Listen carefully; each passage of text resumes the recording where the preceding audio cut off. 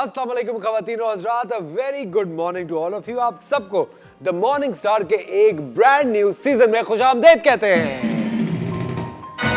और हमारे साथ है आप सबकी हर दिल अजीज शेफ मुनीजा। अस्सलामुअलैकुम शेफ मुनीजा, कैसी आप? वालेकुम अस्सलाम, मैं बिल्कुल ठीक हूँ और आज बहुत ज्यादा खुशी हो रही है। बहुत ज्यादा मुझे भी खुशी हो रही है। इतने दिन मुझे लग रहा है छुट्टियां कुछ ज्यादा ही ऐसा लग रहा है घर लौट के आए हैं। हाँ, है ना? ऐसा लग रहा है ना। और सारी फैमिली से मिल के बड़ी खुशी हो रही है कि जैसे नहीं बड़ी दिनों बाद आप आए हो कहीं दूर से सफर करके और भी सब मिलने आए हो। इसको कहते हैं लौट के बुद्धू घर को आए। ये आप पहले ही कहते थी। जो आप मेरी तरफ इशारे करिए, मैं समझ गया था। लेकिन ख़वातीन और हज़रात, द मॉर्निंग स्टार रिटर्न्स, हम लोग इसका नाम रख सकते हैं कि आज पहली फरवरी है। फरवरी मोहब्बतों का महीना है और आज से हम फिर आपके साथ मोहब्बतें बांटेंगे। हम लोग वही अपना सिलसिला जो मॉर्निंग स्टार का था वो दोबारा से आज से शुरू कर रहे हैं। अब तक इतने सारे लोग थे जो इंस्टाग्राम पे इनबॉक्स कर रहे थे, डीएम कर रहे थे, पूछ रहे थे मॉर्निंग स्टार लाइव क्यों नहीं आ रहा। भाई कुछ वजूहात थी।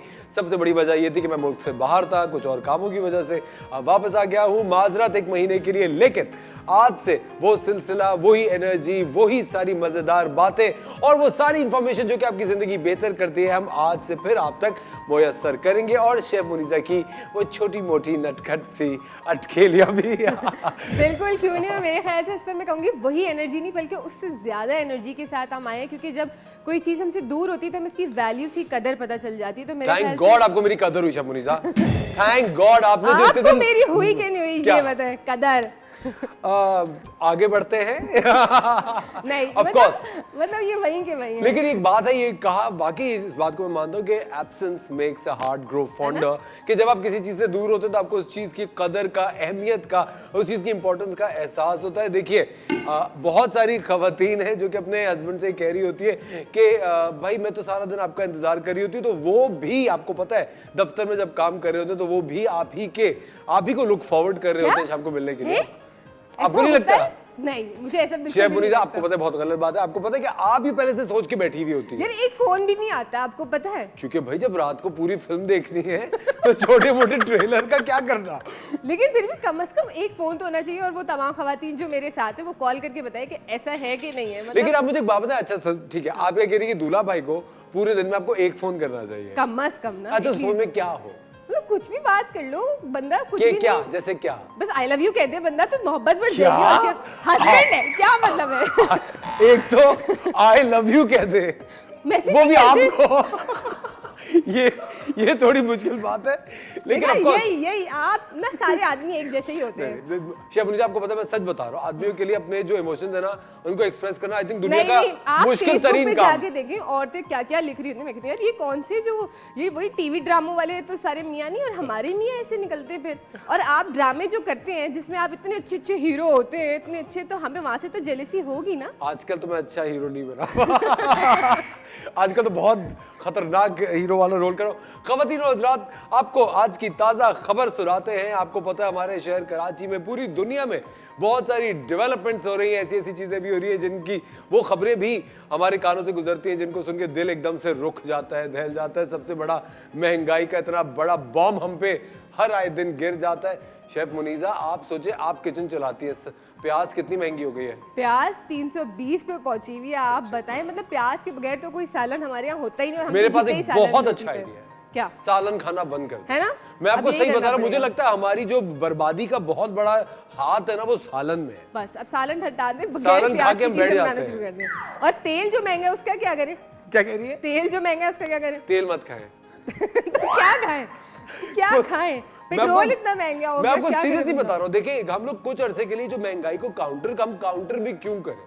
हम लोग कुछ अरसे के लिए वेजिटेरियन क्यों नहीं बन जाते? तो सब्जी भी तो महंगी है। सुने मेरी बात, आप सब्जी लें, कोई सी भी सब्जी लें, आप घर में सब्जी उगा लें, सब्जी भी नहीं उगा रहे, फल उगा लें, दाल ले लें, जरा सा खाएं थोड़ा सा। मुझे लगता है इस महंगाई की वजह से हम लोग फिट बहुत हो जाएंगे। हाँ, ये तो बात, ये जो मैं बात मानता हूँ। और जो पेट्रोल महंगा हो गया उसमें लोग वॉक कर करके और फिट हो जाएंगे। मैंने तो अभी कल सुना कि पेट्रोल की शायद किल्लत ही हो जाए। पता अल्लाह ही खैर करे। गैस नहीं आ रही कि खाना भी कैसे पकाए, ये भी तो आप देखें। ना गैस, फाकों पे आते हैं और क्या करें। ना गैस, ना पानी, ना बिजली, ना पेट्रोल, ना खाना। मतलब अल्लाह ही हाफिज है। हम तो है ना, अल्हम्दुलिल्लाह। चलिए जी, आज की पहली खबर ख़वातीन और हज़रात, पहली खबर यह कि हुकूमत का पेट्रोल और डीजल की कीमतों में 35 रुपए फी लीटर इजाफे का ऐलान। یہ بہت ہی افسوس کی بات ہے لیکن اب کیا کہہ سکتے ہیں, حکومت کے کام حکومت ہی جانے, ہم تو صرف گدھوں کی طرح چلتے رہتے ہیں. اعلان نہیں, امپلیمنٹ ہو چکا ہے, ایگزیکٹلی, بالکل 35 روپے بڑھ چکے ہیں. اور جب ہم ڈلوانے جا رہے تھے سب سے زیادہ مزہ یہ آتا ہے کہ جب یہ اناؤنسمنٹ ہوتی ہے اس کے بعد جو رش لگتا ہے پیٹرول پمپ. ہاں, لیکن وہ تب تک پیٹرول پمپ والے بھی ماہر ہیں, بڑھا چکے ہیں, نہیں بند بھی کر چکے ہوتے ہیں. ہاں, وہ ہم سے زیادہ تیز ہے. میں نے آپ کو دیکھا بائک پہ کھڑی ہوئی تھی اس دن. ہاں, میں نا رکشے میں بھی گئی تھی, میں نا سب جس کی دن میں نے کہا میں پیٹرول بھروا کے آتی ہوں سب کا. خواتین و حضرات, ایک اور بہت ہی عجیب سی خبر ہے, وہ یہ ہے کہ بھائی بائکس اتنی زیادہ پاکستان میں مہنگی ہو گئی ہے کہ وہ ایک پرانی استعمال شدہ مہران گاڑی سے بھی ایک برانڈ نیو بائک اب مہنگی ہو گئی ہے. یعنی اب اگر آپ کے پاس بجٹ ہو ایک نئی بائک لینے کا, اس سے بہتر ہے کہ آپ یوزڈ مہران لے لیں. لیکن اس میں خرچے بہت ہیں, پھر اس کو مینٹین کرنے کے بائک ہی لے لو, وہ زیادہ بہتر ہے. ہاں بالکل صحیح کہہ رہی ہیں. آج کل تو خواتین بھی بائک چلا رہی ہیں بھائی, بڑے مزے سے دھڑلے سے بائک چلا رہی ہیں, بڑی اچھی بات ہے. والی. چلیے جی اگلی خبر, آج کی اگلی خبر ہے, جی ہاں یہ بڑی ہی زبردست خبر ہے. 3 times gold medalist in the world bodybuilding champion Ehsan Aslam looks for sponsorship for World IFBB Championship 2024. 3 دفعہ ان کو گولڈ میڈل مل چکا ہے. ہمارے ملک کے ایک بہت ہی زبردست ہیوی لفٹنگ چیمپئن ہے, باڈی بلڈر ہے احسن اسلم. وہ اسپانسرشپ کی تلاش میں ہے تاکہ وہ ایک بڑی زبردست ورلڈ IFBB چیمپئن شپ 2024 میں حصہ لے سکیں. اور ہماری گورنمنٹ کو یا ہم لوگوں کو سپورٹ کرنا چاہیے. بہت سارے ایسے فینز بھی ہوتے ہیں جو کہ اس سپورٹ سے ان کو ایک شغف ہوتا ہے, وہ چاہتے ہیں کہ باڈی بلڈنگ کے بھی میڈلز اور جو ٹرافیز ہیں پاکستان میں. اگر آپ میں سے کوئی ایسا شخص ہے جو کہ ان کو سپورٹ کرنا چاہتا ہے احسن اسلم کو, تو آپ ان کے انسٹاگرام پہ جا سکتے ہیں یا آپ ہمارے دی مارننگ اسٹار پہ بھی رابطہ کر سکتے ہیں, ہم آپ کی اسپانسرشپ ان تک پہنچا دیں گے.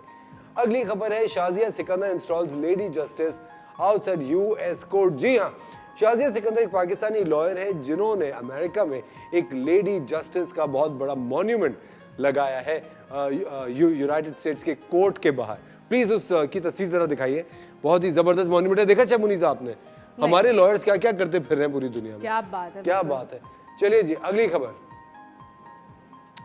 جی ہاں عروج آفتاب جو کہ پاکستان کی بہت ہی مشہور سنگر ہے, پاکستان کی وہ پہلی سنگر بن گئی ہے جو کہ گریمیز میں پرفارم کریں گی. بھائی واہ بھائی واہ, کیا بات ہے. عروج آفتاب کو ہماری طرف سے مارننگ اسٹار کی طرف سے بہت بہت مبارک ہو. It's a big news.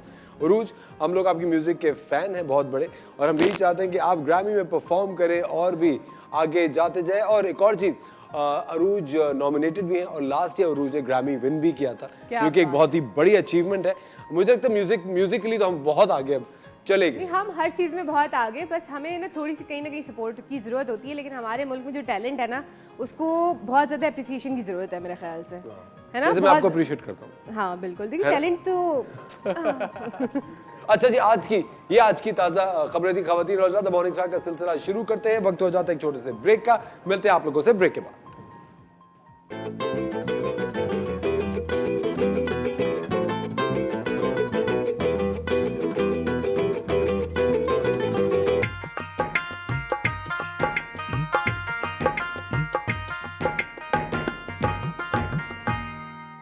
Welcome back خواتین اور حضرات, آپ دیکھ رہے ہیں دی مارننگ اسٹار. ایک بار پھر آپ کو شو میں خوش آمدید کہتے ہیں. ہم لوگ اپنے آرگنز کو, اپنے اعضاء کو بہت زیادہ فار گرانٹیڈ لیتے ہیں. ہم میں سے بہت سارے ایسے شاندار لوگ ہیں جو کہ بڑے فخریہ کہتے ہیں کہ بھائی ہم تو پورا دن پانی نہیں پیتے, ارے بس میں تو 1 گلاس پی لیتا ہوں, ارے کاموں میں اتنا مصروف ہوتا ہوں کہ بھائی وقت نہیں ملتا, بس میں تو کچھ بھی کھا لیتا ہوں. آپ کو پتا ہے کہ جیسے جیسے آپ لوگ ایج کر رہے ہیں, آپ کی عمر بڑھ رہی ہے, اور یہ جو گرد و غبار ہے ہمارے پاس, پانی کی کوالٹی اتنی زیادہ ویک آتی ہے. بہت سارے لوگ ہیں جو کہ منرل واٹر نہیں پیتے. آپ میں سے کتنے سارے لوگ ہیں جو کہ اپنے لنگز کو, اپنے گردوں کو اگنور کر رہے ہوتے ہیں. ہمارے لیے اپنے لنگز کو, اپنے گردوں کو, اپنے باقی آرگنز کا خیال رکھنا بہت زیادہ ضروری ہے, ڈائٹ کے تھرو اور ایکسرسائز کے تھرو. اور جتنے بھی کڈنی کے پیشنٹس ہوتے ہیں, جو گردوں کے جو پیشنٹس ہیں, ان کو یوگا کس طرح کرنی چاہیے, یوگا سے وہ کس طرح مستفید ہو سکتے ہیں, کس طرح فائدہ اٹھا سکتے ہیں, یہ آج ہمیں سکھا رہے ہیں یوگی وجاہت. Over to you. السلام علیکم, میں ہوں یوگی وجاہت. کچھ چیزیں ہوتی ہیں جو امراض ہوتے ہیں, روگ ہوتے ہیں, وہ ایسے ہوتے ہیں کہ جب ان پہ بات کی جائے تو کچھ زیادہ ہی دل سے ہوتی ہے, کیونکہ کوئی نہ کوئی گھر کا ایسا فرد ہوتا ہے جو اس روگ میں مبتلا, اس ڈیزیز میں مبتلا رہا ہو, یا اس کی وجہ سے وہ اس دنیا سے گیا ہو. جیسے کہ میرے والد, وہ گردوں کی وجہ سے, اس گردوں کے प्रॉब्लम की वजह से ये कह लीजिए, या गुर्दों के अमराज की वजह से इस दुनिया से गए। गो के अल्लाह ताला ने एक बहाना तो रखा हुआ है, लेकिन जब भी गुर्दों की बात होती है या गुर्दों के अमराज की बात होती है, किडनी के हवाले से बात होती है, तो मैं उस पर ज़रा थोड़ा सा सेंसिटिव होता हूँ, क्योंकि ये सिर्फ गुर्दों के अमराज पे नहीं बल्कि मेरे वालिद के इस दुनिया से जाने की एक वजह पे भी बात होती है। आज जब मैं आपके सामने ये बात कर रहा हूँ तो मैं ये बताते हुए मुझे एक लिहाज से खुशी होती है कि मैं एक ऐसे इदारे का, रहमान फाउंडेशन का डायरेक्टर हूँ, जो कि पाकिस्तान भर में फ्री डायलिसिस करती है। और ये क्यों मैं यहाँ का हूँ कि मैं अपने वालिद के इसाले सवाब के लिए समझता हूँ कि वहाँ पे मैं किसी की भी खिदमत करूँ तो मेरे वालिद को इसका सवाब मिले। ये तमहीद मैंने क्यों बांधी? इसलिए बांधी कि आज मेरा जो मौजू है वही गुर्दों के अमराज है। नेफ्रोलॉजिस्ट गो के इस पे काम कर रहे हैं और बहुत बेहतरीन करते हैं, लेकिन हम इसमें हर्बल और योग के हवाले से काम करते हैं, आयुर्वेद के हवाले से काम करते हैं। हमारा इदारा फ्री डायलिसिस करता है पूरे पाकिस्तान में, लेकिन जिन लोगों को डायलिसिस से बचाना हो उनको फिर हम योग की तरफ लेके जाते हैं और हर्ब्स की तरफ, आयुर्वेद की तरफ लेके जाते हैं। तो आइए मैं आपको बताता हूँ कि कैसे हम अपने आप को गुर्दों के अमराज से या गुर्दों में जो प्रॉब्लम होती है उससे बचने के लिए आयुर्वेद को और हर्ब्स को इस्तेमाल कर सकते हैं, योग को इस्तेमाल कर सकते हैं। सबसे पहले मैं चाहूँगा कि आपको ये बता दिया जाए कि पानी, साफ़ पानी एक बहुत बुनियादी वजह है हमें इन अमराज से दूर रखने की सहूलत देती है। हम उस ट्रैक पर रहते हैं जहाँ पे सबसे ज़्यादा गुर्दों के अमराज हैं, और ये सिंध और बलूचिस्तान की तरफ पूरी पट्टी है जिसमें खासे अमराज पाए जाते हैं, और अब ये अमराज बच्चों में भी खासे देखे जा रहे हैं। उसकी बुनियादी वजह है साफ़ पानी ना पीना। तो बराए मेहरबानी जब आप पानी पिएं तो उसको निथार लें, साफ़ कर लें, गर्म कर लें। अगर आपके पास आरओ नहीं है तो ज़रूरी नहीं कि आप उससे लें, बल्कि आप उसको जो पुराने तरीके थे साफ़ करने के, मटके में पानी पिएं, सुराही में पानी रखें और उसको छान के इस्तेमाल करें, और गर्म करके अगर आप इस्तेमाल करेंगे तो कमाल की बात है। दूसरी बात, आप अपने खाने में ऐसी चीज़ें इस्तेमाल करें जिनमें पानी की मकदार ज़्यादा हो, जो कि सब्ज़ियाँ हैं, ठीक है। और कोशिश करें कि उन चीज़ों से जिनमें प्रोटीन बहुत है उनसे बचें, जिनमें दालें भी शामिल हैं। तो कुछ दालें हैं, कुछ ऐसी सब्ज़ियाँ भी हैं, और कुछ ऐसे अजनास हैं जिनको से हमें दूर रहना होगा ताकि हम अपनी किडनी से, अमराज से बच सकें। तो आइए हम देखते हैं कि किडनी के लिए योग हमें क्या समझाता है, क्या बताता है। एक बहुत सिंपल सी टेक्निक है, और वो टेक्निक करते हुए मैं आपको कोई बहुत बड़ी फ़लसफ़ा नहीं बताऊंगा, आप खुद समझ जाएंगे। देखिए, किसी भी मर्ज़ को दूर करने के लिए हमें उस ऑर्गन तक स्ट्रेच को पहुंचाना होगा, योग का खिंचाव को पहुंचाना होगा, ताकि वो बेहतरीन काम कर सके। तो क्योंकि किडनी हमारे पीछे यहाँ पे दो हैं, थोड़ी सी ऊंची नीची हैं, अगर हम ट्विस्ट करते हैं तो जैसे हम घूमते हैं तो हमारे एक साइड जब दबती है तो वो हमारी किडनी को भी एक तरह का मसाज कराती है, सिंपल ट्विस्टिंग। फिर इसी को दूसरी तरफ कर लीजिए, क्योंकि आपको लगेगा कि शायद ये तो कमर के लिए योग का पोज है, लेकिन ये किडनी के लिए भी बहुत अच्छा पोज है। अब इसी को योग के अंदाज में करते हैं। इसको कहते हैं अर्धा मस्तंद्रा, हाफ स्पाइनल ट्विस्ट। आपने एक पैर को मोड़ लिया। वैसे तो मैं योग पे आपको यहाँ पे मैट पे करके दिखा सकता हूँ, लेकिन अगर आप देखें तो ये मेरा अंदाज है बैठने का। कैसे कि मैंने एक पैर को फोल्ड किया और दूसरे पैर को इसके ऊपर लाके अपने हाथ को इसके ऊपर से क्रॉस किया। अगर आप योग में इस तरह ग्रिप नहीं कर सकते तो हाथ को ऐसे रखें या इसको यहाँ से पकड़ लीजिए। मैं इसको सॉफ्ट अंदाज में कर रहा हूँ। आइए अब हम इसको हल्के हल्के पीछे की तरफ जाते हैं और घूम जाते हैं। अपना हाथ चाहे ज़मीन पे रखें या पीठ पे रखें, आपकी मर्ज़ी। गर्दन पूरी घुमाइएगा।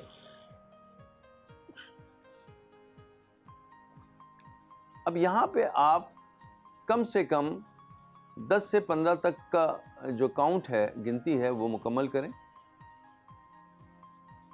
और उसके बाद यहाँ वापस आ जाएं। नॉर्मल सांस लीजिए। अब सीधे पैर को फोल्ड कर लीजिए और उल्टे पैर को क्रॉस कर लीजिए। अब आपका सीधा हाथ ऊपर से आएगा। मैं क्योंकि सॉफ्ट कर रहा हूँ तो मैंने इसको इस तरह ग्रिप कर लिया है। ये भी हल्का सा स्ट्रेच दे रहा है। अब मैंने अपने आप को घुमाया। अब मैं काउंटिंग आवाज़ बुलंद करूँगा। 1 2 3 4 5 6 7 8 9 10। बड़ा सिंपल सा काउंट था, ठीक है। 10 के काउंट में ये एक हमारा सेट मुकम्मल हुआ। हमें ऐसे कम से कम 3 से 4, 5 सेट करना चाहिए और ये डेली करना चाहिए। खाली पेट होना चाहिए। आप आराम से तमाम जो आपकी लाजमी ज़रूरियात हैं उससे फारिग हो चुके हों, पेट खाली हो, तो ये आपको बहुत फ़ायदा देगा। अर्धा मस्तंदरा योगा में जो किडनी के अमराज हैं उसके लिए एक तोहफ़ा माना जाता है।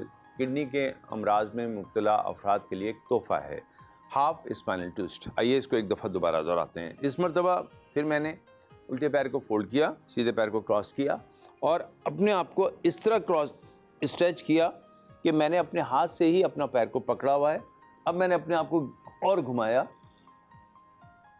1 2 3 4 5 6 7 8 9 10।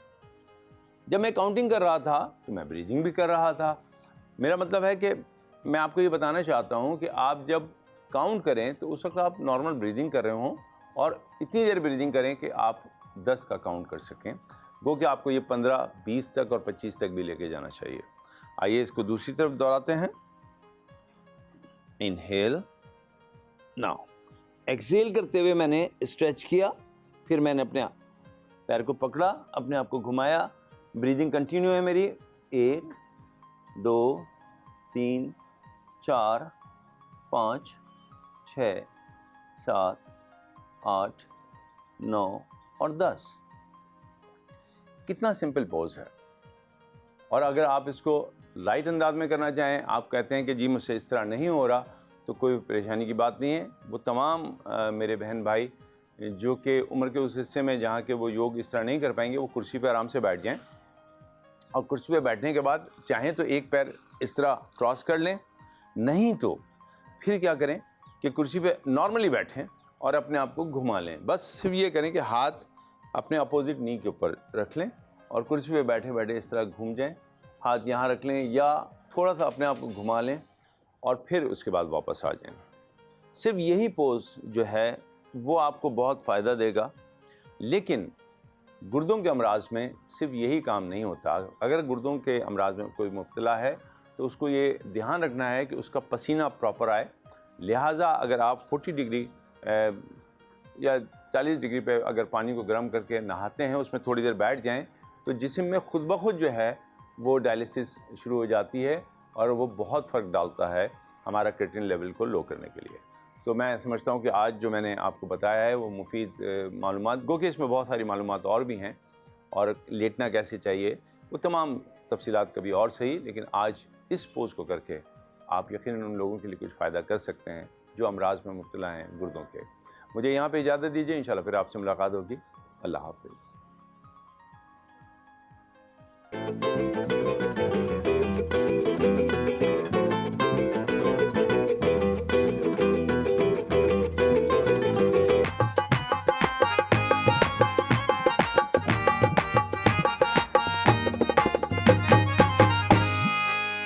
Welcome back ladies and gentleman, you are watching the Morning Star. एक बार फिर आपको शो में खुशामदीद कहते हैं। हम चाहते हैं कि आपकी लाइफ बहुत बेहतर हो, आप अच्छा महसूस करें, क्योंकि आपको पता है कि सर्दियां इस दफा कराची में भी बहुत ही जोरदार आई। शेफ मुनीसा, मजा आया आपको सर्दियों में? बहुत मजा आया, सीरियसली। ऐसी शक्लें ना बनाए। मुझे तो कान पकड़े, इतनी सर्दी थी इस दफा कराची में। कम से कम सर्दी तो थी, वरना गर्मी कितनी होती है हमारी कराची में। वो गर्मी बस आने ही वाली है, क्योंकि कल मैं पढ़ रहा था कि अब सर्दियां खत्म होने वाली हैं बहुत जल्दी कराची में, और तकरीबन मिड फरवरी से पहले ही तकरीबन 10-12 फरवरी तक टेम्परेचर 30 डिग्री तक हो जाएगा। जी हाँ, ये तो अब जितनी सर्दियां थी वो चली गई। ये जो लोगों ने बोले ना जल्दी सर्दी जाए, ये उनका नतीजा है। मैं बताऊं आपको, मारे पकड़ के उन सबको। वाकई क्यों कहा था ये? अच्छा मौसम था कराची में, कहाँ ऐसा मौसम? आप सोचें, सर्दियों की सबसे अच्छी बात मुझे पता क्या लगती है? क्या? सर्दियों की बेस्ट बात ये होती है कि बिजली का बिल कम आता है। इस समय तो गैस का बिल भी नहीं आएगा, गैस ही नहीं आ रही। गैस ही नहीं आ रही तो बिल कहाँ से आएगा, लेकिन बिल फिर भी आएगा। ख़वातीन और सर्दियों की वजह से आपकी जल्द बहुत ज़्यादा ख़राब हो जाती है, ड्राइनेस हो जाती है। और एक शिकायत ख़वातीन और हज़रात में यकजा जो कि बहुत ज़्यादा सुनी जाती है वो ये है कि आपकी हील्स जो है, जो एड़ियाँ हैं, वो बहुत ज़्यादा ख़राब हो जाती हैं। और आपकी एड़ियाँ किस तरह खूबसूरत रहे। आज हमें बताएंगी बहुत ही खूबसूरत और जाज़िब नजर हिना अनीस। अस्सलामुअलैकुम हिना। वालेकुम अस्सलाम। Good morning. गुड ये डॉक्टर है या मॉडल है? कौन? यहाँ पे जो खड़ी हुई है ये डॉक्टर को बुलाया है? ये बस हिना है, हिना है, हिना। मैं ये समझती हूँ कि आपको अपने प्रोफेशन का मॉडल खुद होना बिल्कुल चाहिए सही। सबसे पहले। क्या बात है, very nice, what a good thing to say. बिल्कुल सही कह रही आप हैं। जिस प्रोफेशन में होते हैं उसको ओन करें और उसके लिए आपको अपना लाइफस्टाइल वैसे ही बताना होता है जो आप दूसरों को समझा रहे होते हैं।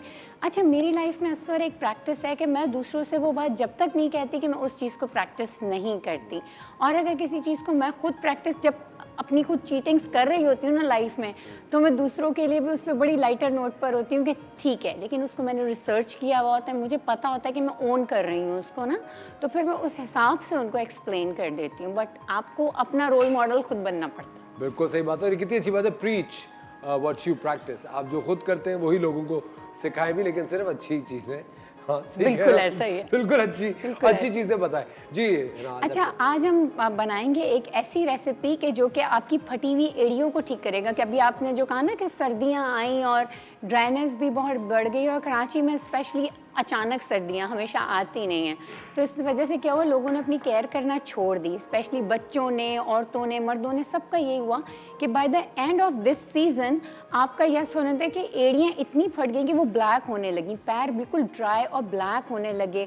कभी कभार कुछ लोगों को इतना ज़्यादा शिकायत हो जाती है ड्राई हील से कि उनकी ब्लीडिंग होने लगती है हील्स में, और अगर वो सैलून से मैनिक्योर पेडिक्योर करवा लेते हैं, पेडिक्योर के बाद भी क्या होगा, एक तो पैसे खर्च होंगे और हर कोई जाता भी नहीं है सैलून की तरफ, जिसे हम पैराफिन वैक्स पेडिक्योर कहते हैं, उसे करवाता भी नहीं है, और ये बहुत पेनफुल होता है। आपके कपड़ों में आपकी फटी हुई एड़ियाँ फंस रही होती हैं, आपकी स्किन इतनी ड्राई हो के अनटाइडी आ रही होती है, तकलीफ अलग हो रही होती है, और ब्यूटी एक्सपेक्ट से भी ये बहुत ही बदनुमा सा लग रहा होता है। लेकिन इसके लिए जो मैं आज मास्क बनाने लगी हूँ ना, ये हील्स पे लगेगा रात को। आपने लगाना कैसे है, सबसे पहले तो मैं ये बताती हूँ। गर्म पानी से या तो एड़ियों को पहले सोक कर लें, गर्म पानी में 2 टेबलस्पून शैम्पू डालें 1 बकेट पानी में, और अपनी एड़ियाँ 10 मिनट के लिए सोक कर लें। फिर किसी भी स्क्रबर से इसको अच्छी तरीके से स्क्रब करें, और उसके बाद ये जो मास्क मैं बता रही हूँ इसको लगाना है, और लगा के सॉक्स पहन के सो जाना है। इस मास्क को उतारना नहीं है, लगाया, सॉक्स पहने, सो गए। आप सेकंड डे जब मॉर्निंग में उठेंगे तो देखेंगे कि 50% आपकी हील्स तो उसी वक्त क्योर हो गई होंगी। सिंगल इस्तेमाल से 50% हील्स रिकवर हो जाएंगी। इतनी जल्दी। अब मैंने ये सुना है वैसे है ना कि स्क्रब करना होता है जरूरी, ताकि डेड स्किन शेड आउट हो जाए। एग्जैक्टली। अगर आपने क्लीन नहीं किया ना पहले अपने फीट्स को और उस पर डायरेक्ट ऐसे ही लगा दिया तो इट वोंट इफेक्टिव, ये असर नहीं करेगा। तो ये छोटी सी मेहनत आपने ज़रूर करनी है, और जब आप नेक्स्ट डे उठेंगी और देखेंगी कि 50% ठीक हो गई, तो आप दूसरे दिन भी करेंगी, तीसरे दिन भी करेंगी, एंड विद इन 1 वीक आपकी हील्स ठीक हो जाएंगी घर पे बैठे बैठे। जबरदस्त। तो बहुत आसान से इसके इंग्रेडिएंट से पहले इंग्रेडिएंट बताऊं जी। अच्छा, ये आपने 2 टेबलस्पून वैक्स ले लेना है, बीज वैक्स ले लें, अगर कुछ नहीं मिलता तो कैंडल्स ले लें और उसको क्रश कर लें। बहुत आसान है ये, चिपक भी गया है थोड़ा सा, ठीक है।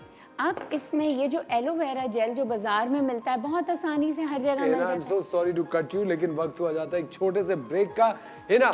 आपकी क्रैक्ड हील को सही करने की जो रेसिपी है आपको बताएंगी ब्रेक के बाद। कहीं मत जाएगा, मिलते हैं आपसे थोड़ी सी देर बाद।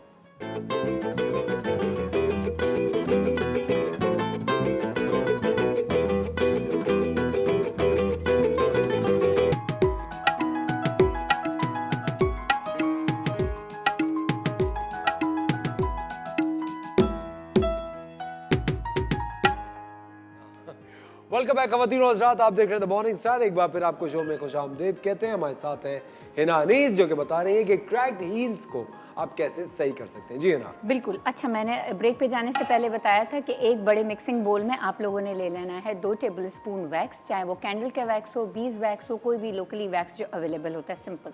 उसमें डालना है आपने 1 टेबलस्पून एलोवेरा जेल, ये भी मार्केट में बहुत ईजीली अवेलेबल होता है, ये बहुत सिंपल रेसिपी है। इसके साथ डालना है 1 ही tablespoon almond oil. Almond oil में विटामिन ई इतना होता है कि ये आपको हीलिंग देगा। इसके साथ ही एलोवेरा जेल भी यही काम करता है कि आपको हील देगा, एंटी इन्फ्लेमेटरी है। जो ब्लीड हो जाती हैं ना एड़ियाँ, कुछ लोगों की इतनी ज़्यादा क्रैक हो जाती हैं कि वो ब्लीड होने लगती हैं, तो आलमंड ऑयल और एलोवेरा जेल आपको रिपेयरिंग का काम करेगा। और ये है सरसों का तेल, ये भी 1 टेबल स्पून आ जाएगा इसमें। सरसों का तेल अगेन आपकी स्किन के लिए बहुत अच्छा है और आपके कोलाजन को प्रोड्यूस करने में बहुत मदद करता है। इन तमाम चीज़ों को आपने मिक्स किया। मिक्स करने के बाद या तो किसी भी पैन में, छोटे से सॉस पैन में इसको हल्का सा गरम कर लें या माइक्रोवेव में इसको गरम कर लें। मैं इसे रखने लगी हूँ माइक्रोवेव में ताकि आपको पूरा इसका रिजल्ट बता सकूँ। जबरदस्त। शेफ मुनीसा माइक्रोवेव चलवा दो। कभी माइक्रोवेव में कुछ और भी पड़ा कभी हुआ है। किसी की मदद मत कीजिएगा आप। हाँ देखिए इंसान को ना अपनी मदद आप करनी चाहिए, खुद ही। मेरी मदद कोई करने आता है? नहीं, कोई नहीं आता।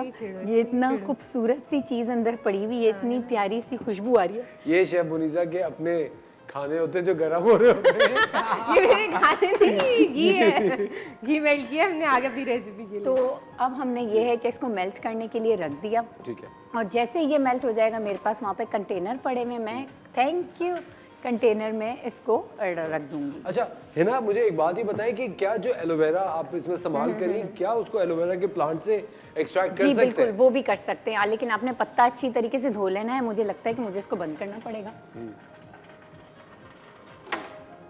आवाज़ें आने लगी थी ना। अच्छा, उसको कर सकते हैं एक्सट्रैक्ट कर, थोड़ी देर इसको रहने दें ताकि वो अच्छी तरह यकजा हो जाए। इसको बिल्कुल कर सकते हैं हम, एलोवेरा के प्लांट से भी इसको एक्सट्रैक्ट कर सकते हैं। पत्ते को बहुत अच्छी तरीके से धोने के बाद थोड़ी देर उल्टा करके टिल्ट कर दें ताकि इसका जो येलो वाला जो पार्ट होता है उसको अक्सर हम पॉइजनस कंसिडर करते हैं और वो स्किन को इची कर रहा होता है, वो थोड़ी देर में ड्रेन हो जाएगा। ड्रेन हो जाएगा, आपने पत्ते के अंदर से बीच से साफ सा एलोवेरा निकालना है और उसको मिक्स कर लेना है, सेम रिजल्ट थे। अच्छा है ना, काफी दफा ऐसा होता है कि एलोवेरा का जो प्लांट होता है उसको जब हम खोल रहे होते हैं वो येलो हो चुका होता है, बिल्कुल jelly, ऐसा ही। तो उसको नहीं इस्तेमाल नहीं इस्तेमाल करना चाहिए क्योंकि वो आपको जो खारिश, जलन और चुभन देना शुरू कर देगा। ठीक है। जैसे ही प्लांट तोड़ते हैं ना, तोड़ने के बाद किसी भी चीज़ पे उसको थोड़ा सा उल्टा करके रख लें तो उसका जो येलो जो पार्ट होता है ना वो सारा ड्रेन हो जाता है, खुद ब खुद ड्रेन हो खुद जाएगा। ब खुद हो जाएगा। थोड़ी देर बाद वो पड़े पड़े निकल जाएगा। फिर आपने इसको अच्छे से वॉश किया, फिर पील किया और सेंटर से इसको स्कूप आउट कर दिया। ठीक है। और उसके जो पत्ते होते हैं, मैंने देखा है कि जो मैं चूंकि अभी गया हुआ था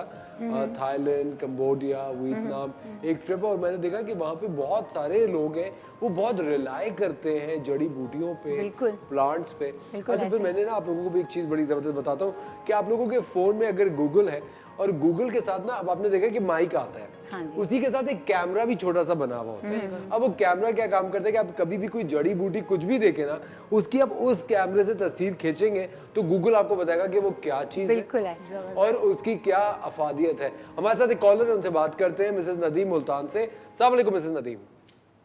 वालेकुम अस्सलाम। जी, क्या सवाल है आपका? मेरा सवाल है कि मेरी स्किन बहुत डैमेज हो चुकी है, हल्की हल्की स्याहियां भी पड़ी हुई हैं, रंग भी इतना जैसे पहले फेयर साफ नहीं है, तो मैं इनसे ये पूछना चाहती हूँ कि कुछ टोटका वगैरह मुझे बता दें, कोई टिप्स वगैरह। जी है ना। अच्छा, मेरा ये सवाल है कि स्किन कैसे ड्राई हो गई, ये ख़राब कैसे होगी, क्यों क्लियर नहीं है? थोड़ा सा बताएंगे किस कलर के पैचेस हैं, ड्राई फ्लेक्स हैं, क्या हैं?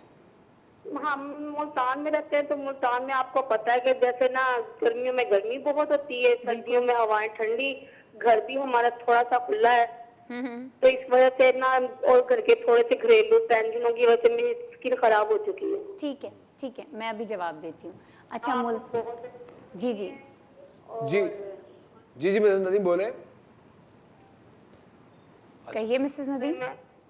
ठीक है मिस नदीम, आपको हम ऑन एयर इसका जवाब दे रहे हैं। जी जी। अच्छा, ऐसा है कि बात अभी उन्होंने देखिए खुद ही डिस्क्राइब कर दी कि सर्दियों में सर्दियां ज़्यादा हैं और गर्मियों में गर्मियां ज़्यादा हैं।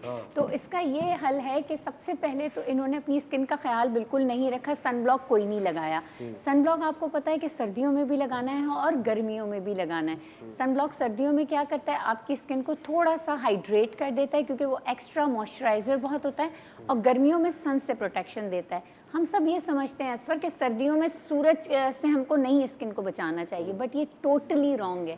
सर्दियों में सूरज बेशक कम बाहर निकलता है, लेकिन जो उसकी शुआएं होती हैं वो हमारे इन्वायरमेंट में मौजूद होती हैं, हमारे क्लाइमेट में। तो आपको सर्दी हो या गर्मी, आपको सन ब्लॉक तो लगाना है, हर सूरत में मैंने लगाना सुना है, है कि लाइट्स में भी लगाना चाहिए। बिल्कुल लगाना है। इन जिन लाइट्स में हम खड़े हुए हैं इनमें भी लगाना है।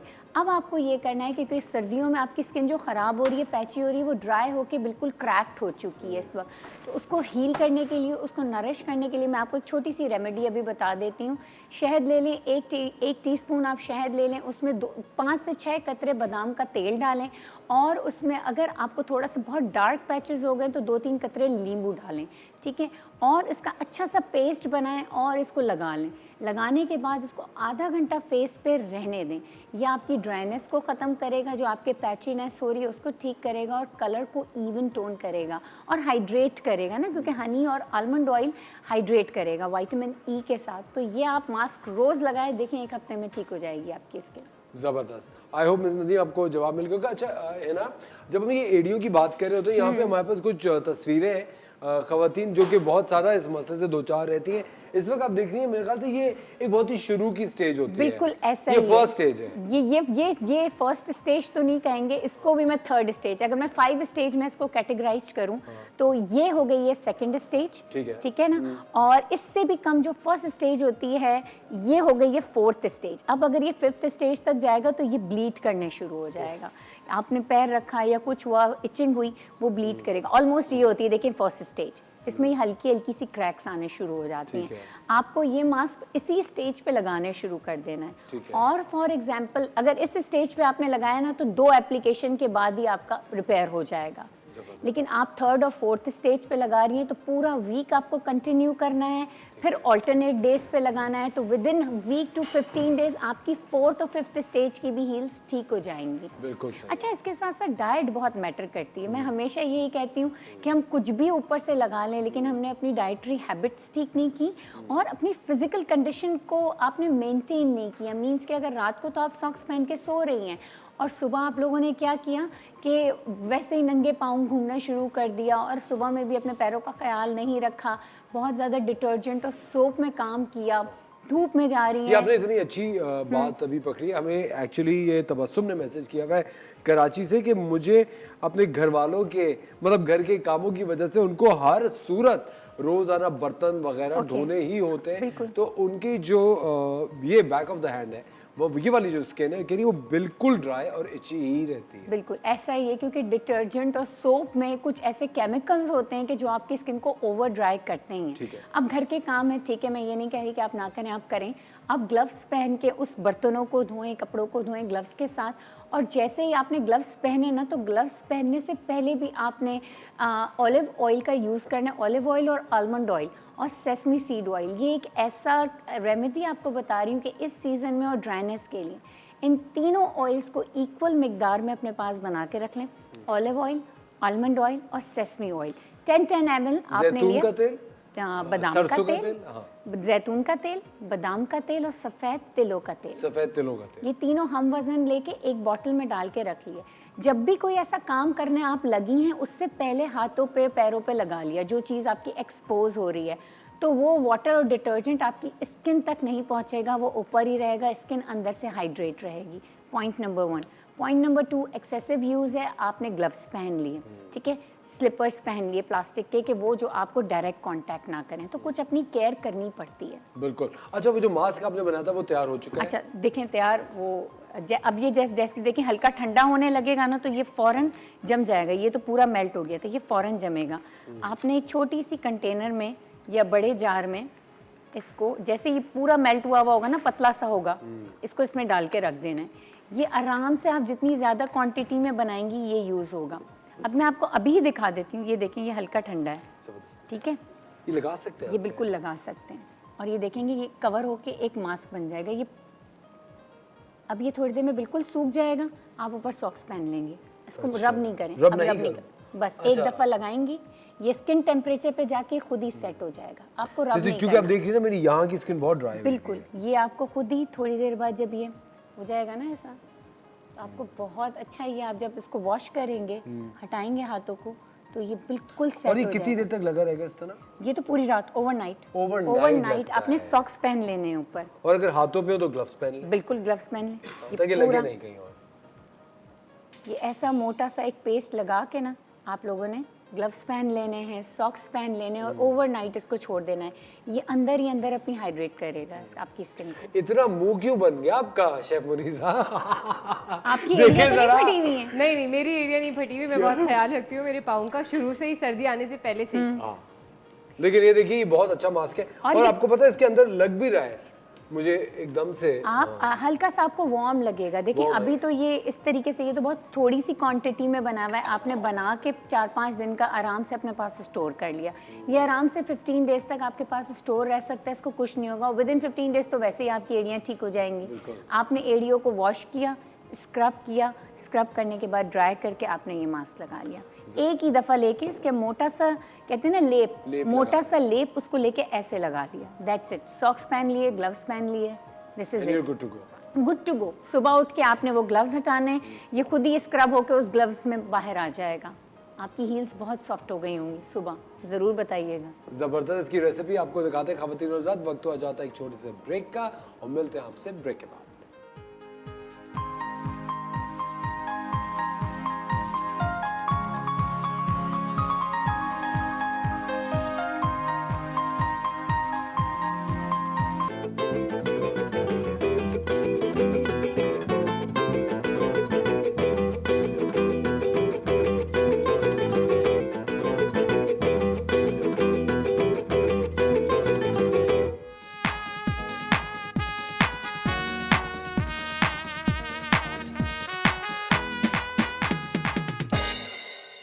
वेलकम बैक खवातीन और हज़रात, आप देख रहे हैं द मॉर्निंग स्टार। एक बार फिर आपको शो में खुशामदीद कहते हैं और वक्त हो जाता है किचन क्वीन का।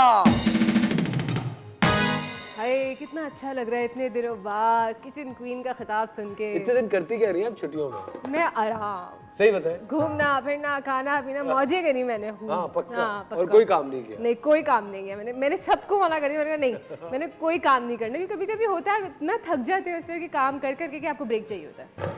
इस बार आपने मना किया कि मैं काम नहीं करूँ। हाँ। आपने स्टैंड लिया है। अल्हम्दुलिल्लाह। हाँ, और मैंने अपने बच्चों अल्हम्दुलिल्लाह की तो के कोई इसमें बात नहीं है, लेकिन अल्हम्दुलिल्लाह हर हाल में कहना चाहिए।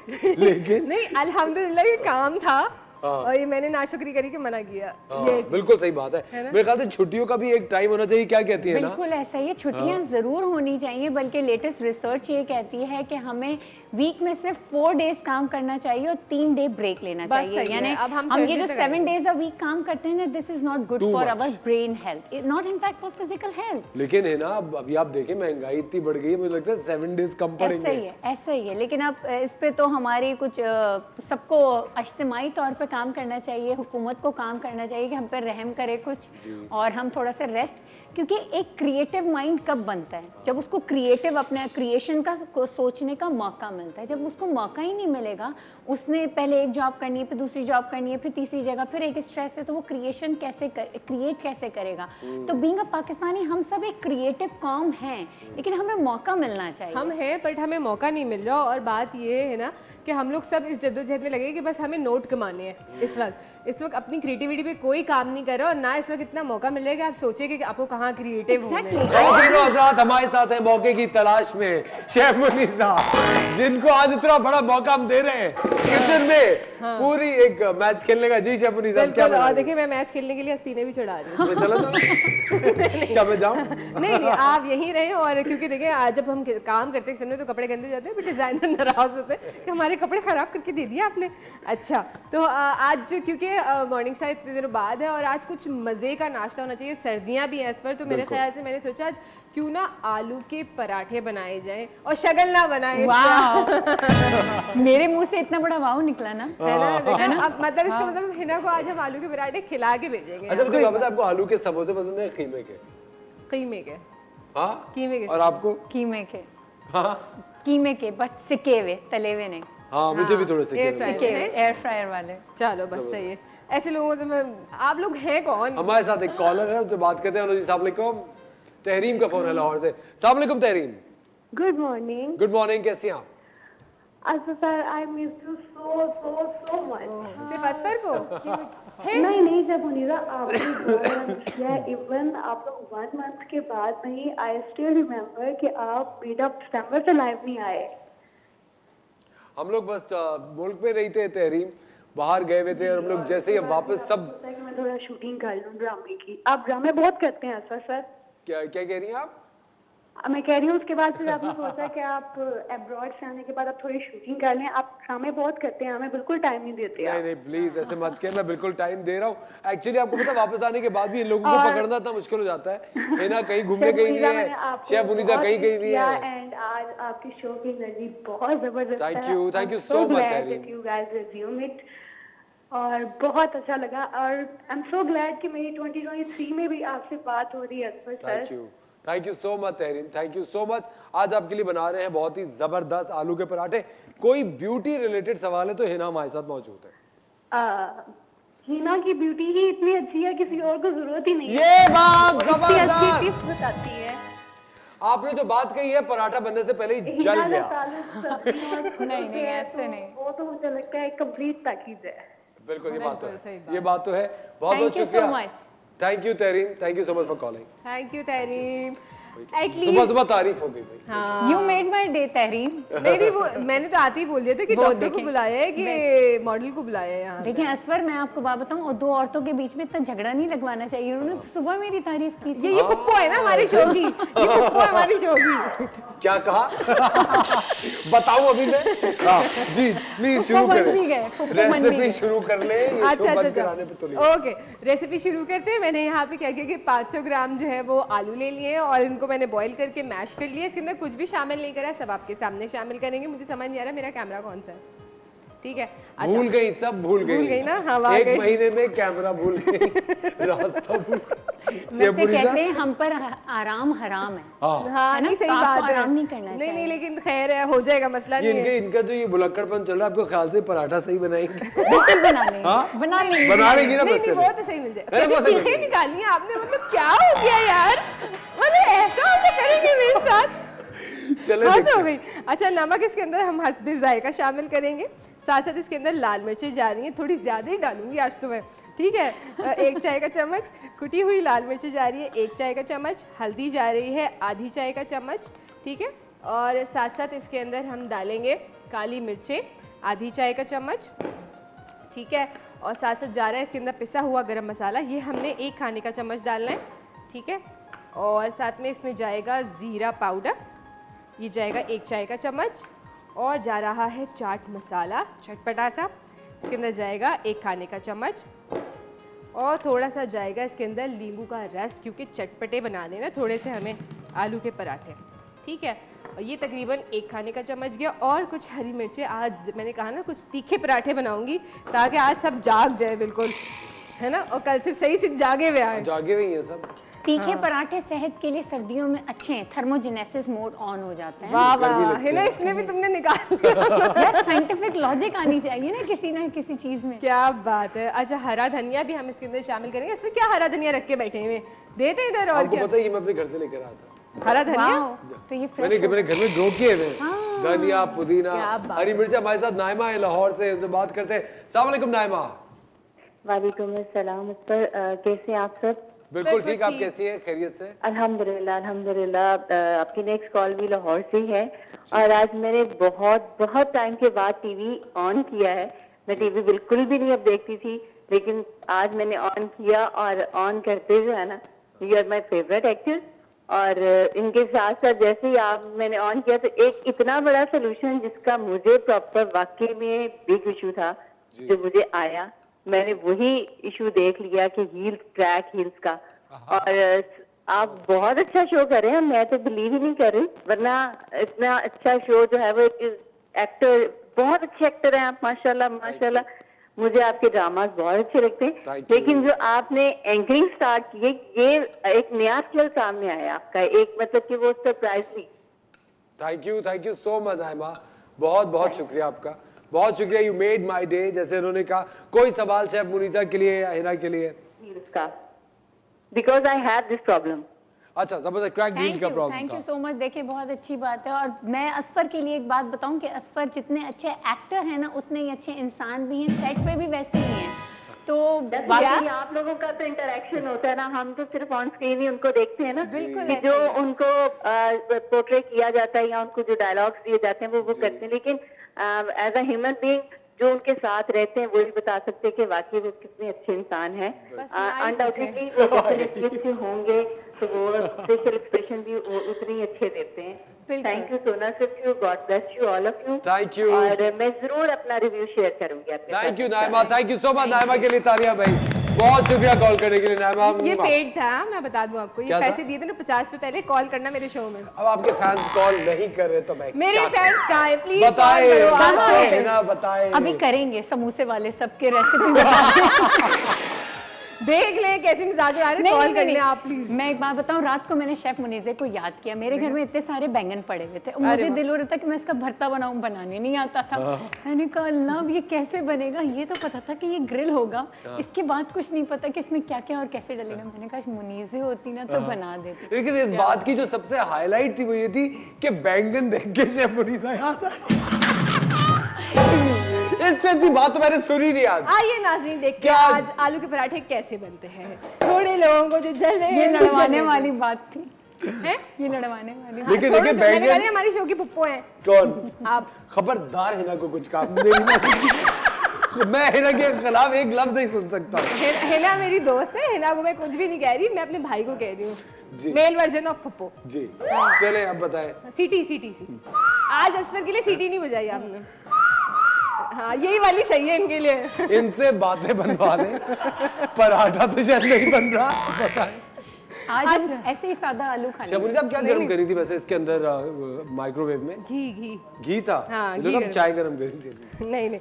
अच्छा देखिए, हमने सारी चीज़ें सारे मसाले आपके सामने डाले और इसको हमने मिक्स कर दिया, और कराची वाला हिसाब है, देखिए गैस नहीं आ रही है, तो अब क्या करें इस पर? आ गई आ गई आ गई, अरे वाह कितनी खुशी होती है ना, पहले लाइट जाती थी तो खुशी होती थी, लाइट आ गई, अब गैस जाती है तो खुशी थी गैस। कल से 2 सिलेंडर ला के रखे हुए मैंने। क्या मतलब है, गैस आ नहीं रही है कि मैं सिलेंडर लेकर आया था शो के लिए। हाँ जी। शुक्रिया शुक्रिया आपका, बहुत शुक्रिया। वेरी नाइस, अच्छा है। देखिए एक तो मैं इज्जत रख रही थी, फिर आपने ऐसे बोल नहीं दिया। इज्जत के, ये तो आई थिंक घर का मसला है। हाँ ये तो है। और एक आजकल बड़ा इस पर वो चोरी वाला मामला जो चला हुआ है ना, कि वो सारी गैस अपनी तरफ खींच लेते, कोई इस तरीके की कुछ आला लगा रहे खेचू। हैं। हाँ खेचू जो लगाया है खेचू कहते हैं ना, कहते हैं Seriously खेचू कहते हैं? खेचू कहते हैं उसे। अच्छा वो लोग तो लगा लेते हैं। ये बड़ी बेईमानी है, ये गलत बात है, मतलब जो थोड़ी थोड़ी सबके आ रही है सारी आपने ले ली। हाँ बस ये गलत बात है, और अगर आपको बाद में पता चलेगा कि डालमिया में इनकी शॉप थी खेचू की। छोटे छोटे तो फिर तो गया। तो इनका रेस्टोरेंट तो नहीं है कहीं? मेरा मुनीसा नहीं, रेस्टोरेंट लेकिन अभी तक नहीं है, लेकिन जब बहुत होगा जल्द मैं तो और शेफ मुनीसा अपना एक कैफे हम लोगों ने खोलने प्लान किया है जी, इंशाल्लाह इंशाल्लाह जो कि हम बहुत जल्द खोलेंगे। मुझे बुलाएंगे? Of course. ऑफ कोर्स, लेकिन बिल देना होगा आपने। मैं तो रेसिपीज बताऊंगी ना आप लोगों को। नहीं रेसिपीज हेल्थ- नहीं, मेरे हेल्थ- ख्याल से हेल्थ है ना, maintain- आप जाके ना एक एक हम लोग जो सर्व करेंगे ना, आप एक एक क्लाइंट को बताइएगा कि मत खाओ। देखो ये मतलब खाकर मैं हमारे कोलेस्ट्रॉल रेस्टोरेंट का दिवाला निकलेगा ये तो। है ना? नहीं नहीं है ना, आप मत आएगा। मैं नहीं असफर, मैं ऐसा करूंगी, क्लाइंट से कहूंगी कि डबल प्लेटर खाएं ताकि फिर वो मेरे क्लिनिक आ जाएंगे सही ना। होने के लिए। हाँ ये बिल्कुल। ठीक है ना, ये बिल्कुल ठीक है। अच्छा मैं ये कह रही थी है ना, जितने भी सेलिब्रिटीज हमारे कैफे पे आएंगे ना, उनके लिए हम बिल थोड़ा सा ज्यादा ही बना के रखेंगे। अच्छा। वो उनका मेन्यू ही अलग होगा, सही है? ओह। ठीक है। मैं तो सेलिब्रिटी नहीं हूँ। कीटो जिसने बनाया उसको पकड़ के पीटो। सही है ना? तो रेस्टोरेंट्स में अगर ये चलना शुरू हो गया तो फिर हो गई बात। अच्छा जी, हमने क्या किया था कि यहाँ पे 500 ग्राम मैदा ले लिया था, उसके अंदर 1 चाय का चम्मच नमक, यानी हस्बे जायका भी आप डाल सकते हैं नमक, और 1 खाने का चम्मच घी शामिल करा, उसको पानी नीम गर्म पानी के साथ गूंद लिया, और गूंदने के बाद हमने इसको 30 मिनट्स के लिए रेस्टिंग टाइम दिया।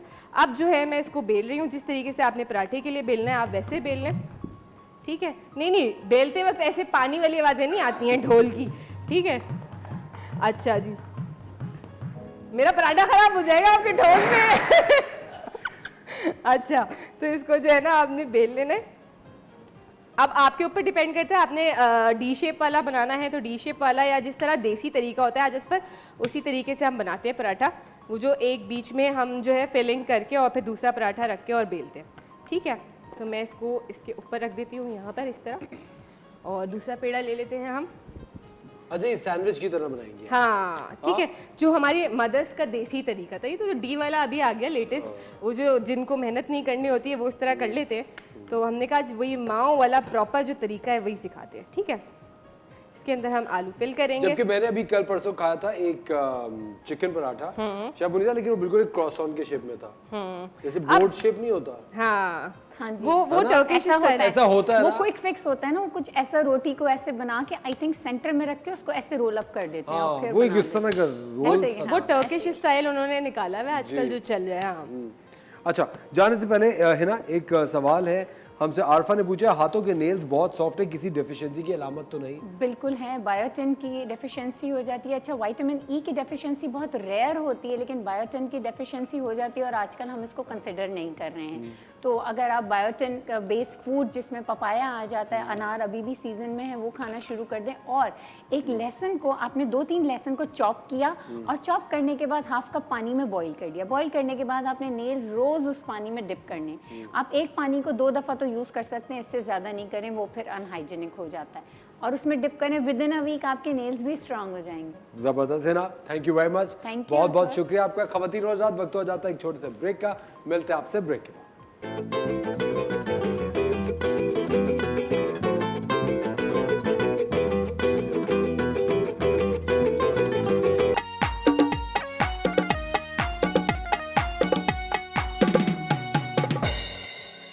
Welcome back ladies and gentleman, you watching the Morning Star. एक बार फिर आपको शो में खुशामदीद कहते हैं। और ये देखिए आज मैंने जल्दी जल जाएगा। आज शेफ मुनीसा ने बनाया आलू का पराठा। नहीं जला बच गया। पूरी कोशिश में थी मेरा पराठा जलाने की, लेकिन मैंने तो बचा लिया है आप लोगों के लिए। और क्या एक फिट खुशबू आ रही है वैसे इस वक्त, है ना? ठीक है, शेफ मुनीसा वैसे ही आपने काफी हैवी ड्यूटी बनाया है। बिल्कुल। मेरे ख्याल से ये डिनर तक तो हम सेट है, सुबह अगर 10 बजे खा बस इसको हम थोड़ा सा क्लीन करें चटनी को, और असफर के लिए स्पाइसी वाली लाल वाली आपने चटनी की बनाई। रेसिपी नहीं बताई। अभी बता रही जी। हूँ, ठीक है। अच्छा, मैंने क्या किया था, गोल मिर्ची ले ली ठीक ठाक, समझे 10-12 ले लिया आपने। उसके अंदर एक पूरा बंच लहसुन का ले लें आप। उसको क्या किया आपने, छील लिया। उसके अंदर 2 नींबू का रस, 1 चाय का चम्मच जीरा और नमक हस्बे जायका, इन सबको ब्लेंड कर लें और आपकी मज़ेदार सी तीखी लाल चटनी जो है वो आलू के पराठे के साथ खाने के लिए तैयार है। अगर आप स्पाइसी नहीं पसंद करते तो कोई रायता बना लीजिए। अच्छा, हम बता रहे थे कि आलू का पराठा जो है वो खस्ता और क्रिस्पी कैसे करते हैं इस पर, क्योंकि अब ब्रेक में हमने फ्राई कर लिया हमारा आलू का पराठा, तो मैं दोबारा से बता देती हूँ। आपने क्या करना है, आलू के पराठे को दोनों तरफ से तवे पे सेक लेना है, उसके अंदर घी शामिल नहीं करना है, ठीक है। जब वो दोनों तरफ से सिक जाए फिर आपने उसके ऊपर एक साइड पे घी लगा के फ्लिप करके कुक किया, गोल्डन कर लिया, और फिर आपने उसको दोबारा से फ्लिप करा, दूसरी साइड से गोल्डन किया, और आपका ज़बरदस्त क्रिस्पी जो है वो आलू का पराठा तैयार हो जाएगा। मेरे ख्याल से असफर आप थोड़ा सा तोड़ के खोल रहा है इस वक्त वो। नहीं तो क्या, गरम गरम खाने में तो मजे, सर्दी का मौसम है, उसमें तो गर्मा गर्म आलू के पराठे क्या बात होती है। बहुत गर्म है। कोशिश करें, क्या आपसे मतलब ज्यादा कोशिश गर्म करें? नहीं हो सकता मेरा वो, हाथ जल जाएगा। आपसे ज्यादा गर्म नहीं हो सकता वो। मेरा हाथ में जल जाएगा। OMG, चटनी थोड़ा ध्यान से, इतनी ज्यादा डिप कर लिया आपने। पानी लाओ कोई, पानी लाओ कोई, है ना? लेकिन बहुत ही मजेदार है ना? और मैं आपको एक बात बताऊं, कभी कभी ऐसा भी होता है कि आप जब सोशल मीडिया पे सर्टेन क्लिप्स देख रहे होते हैं, कुछ ऐसे लोग हैं, कुछ ऐसे हमारे बेहतरीन दोस्त हैं जो कि सोशल मीडिया के जाइंट सब बन चुके हैं। वो जब खाना खा रहे होते हैं और टेस्ट कर रहे होते हैं, उसकी वीडियोस लगा रहे होते हैं ना, तो और भूख वाकई। बढ़ रही और पता होती है है। वैसी वीडियोस पता है कब आती हैं, रात को जब आप सोने लेटते कसम खुदा की, रात के 1:30 बजे जो खाने की वीडियोस मैं देख रहा होता तो गुस्सा भी और आता फिर है। तो भूख लगती ही लगती है इस पर, और वाकई दिल चाह रहा होता है कि जो ये खा रहे वही हम खा रहे हैं, और फिर जो है ना वही और फिर मैं जब एकदम से फोन देखता हूँ तो उसमें मैसेज आया हुआ था सुबह टाइम पे आ जाना।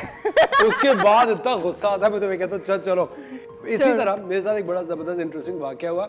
आपको पता है, I am a huge fan of pineapple cake. अरे वाह। और मैं ये सोच रहा था कि मुझे पाइनएप्पल केक अच्छा कहाँ से मिलेगा। आजकल अगर आप बेकरीज में जाएं तो सिर्फ चॉकलेट केक्स की भरमार होती है, या एक इंतहाई मुझे एक बहुत ही बोंगा वो लगता है।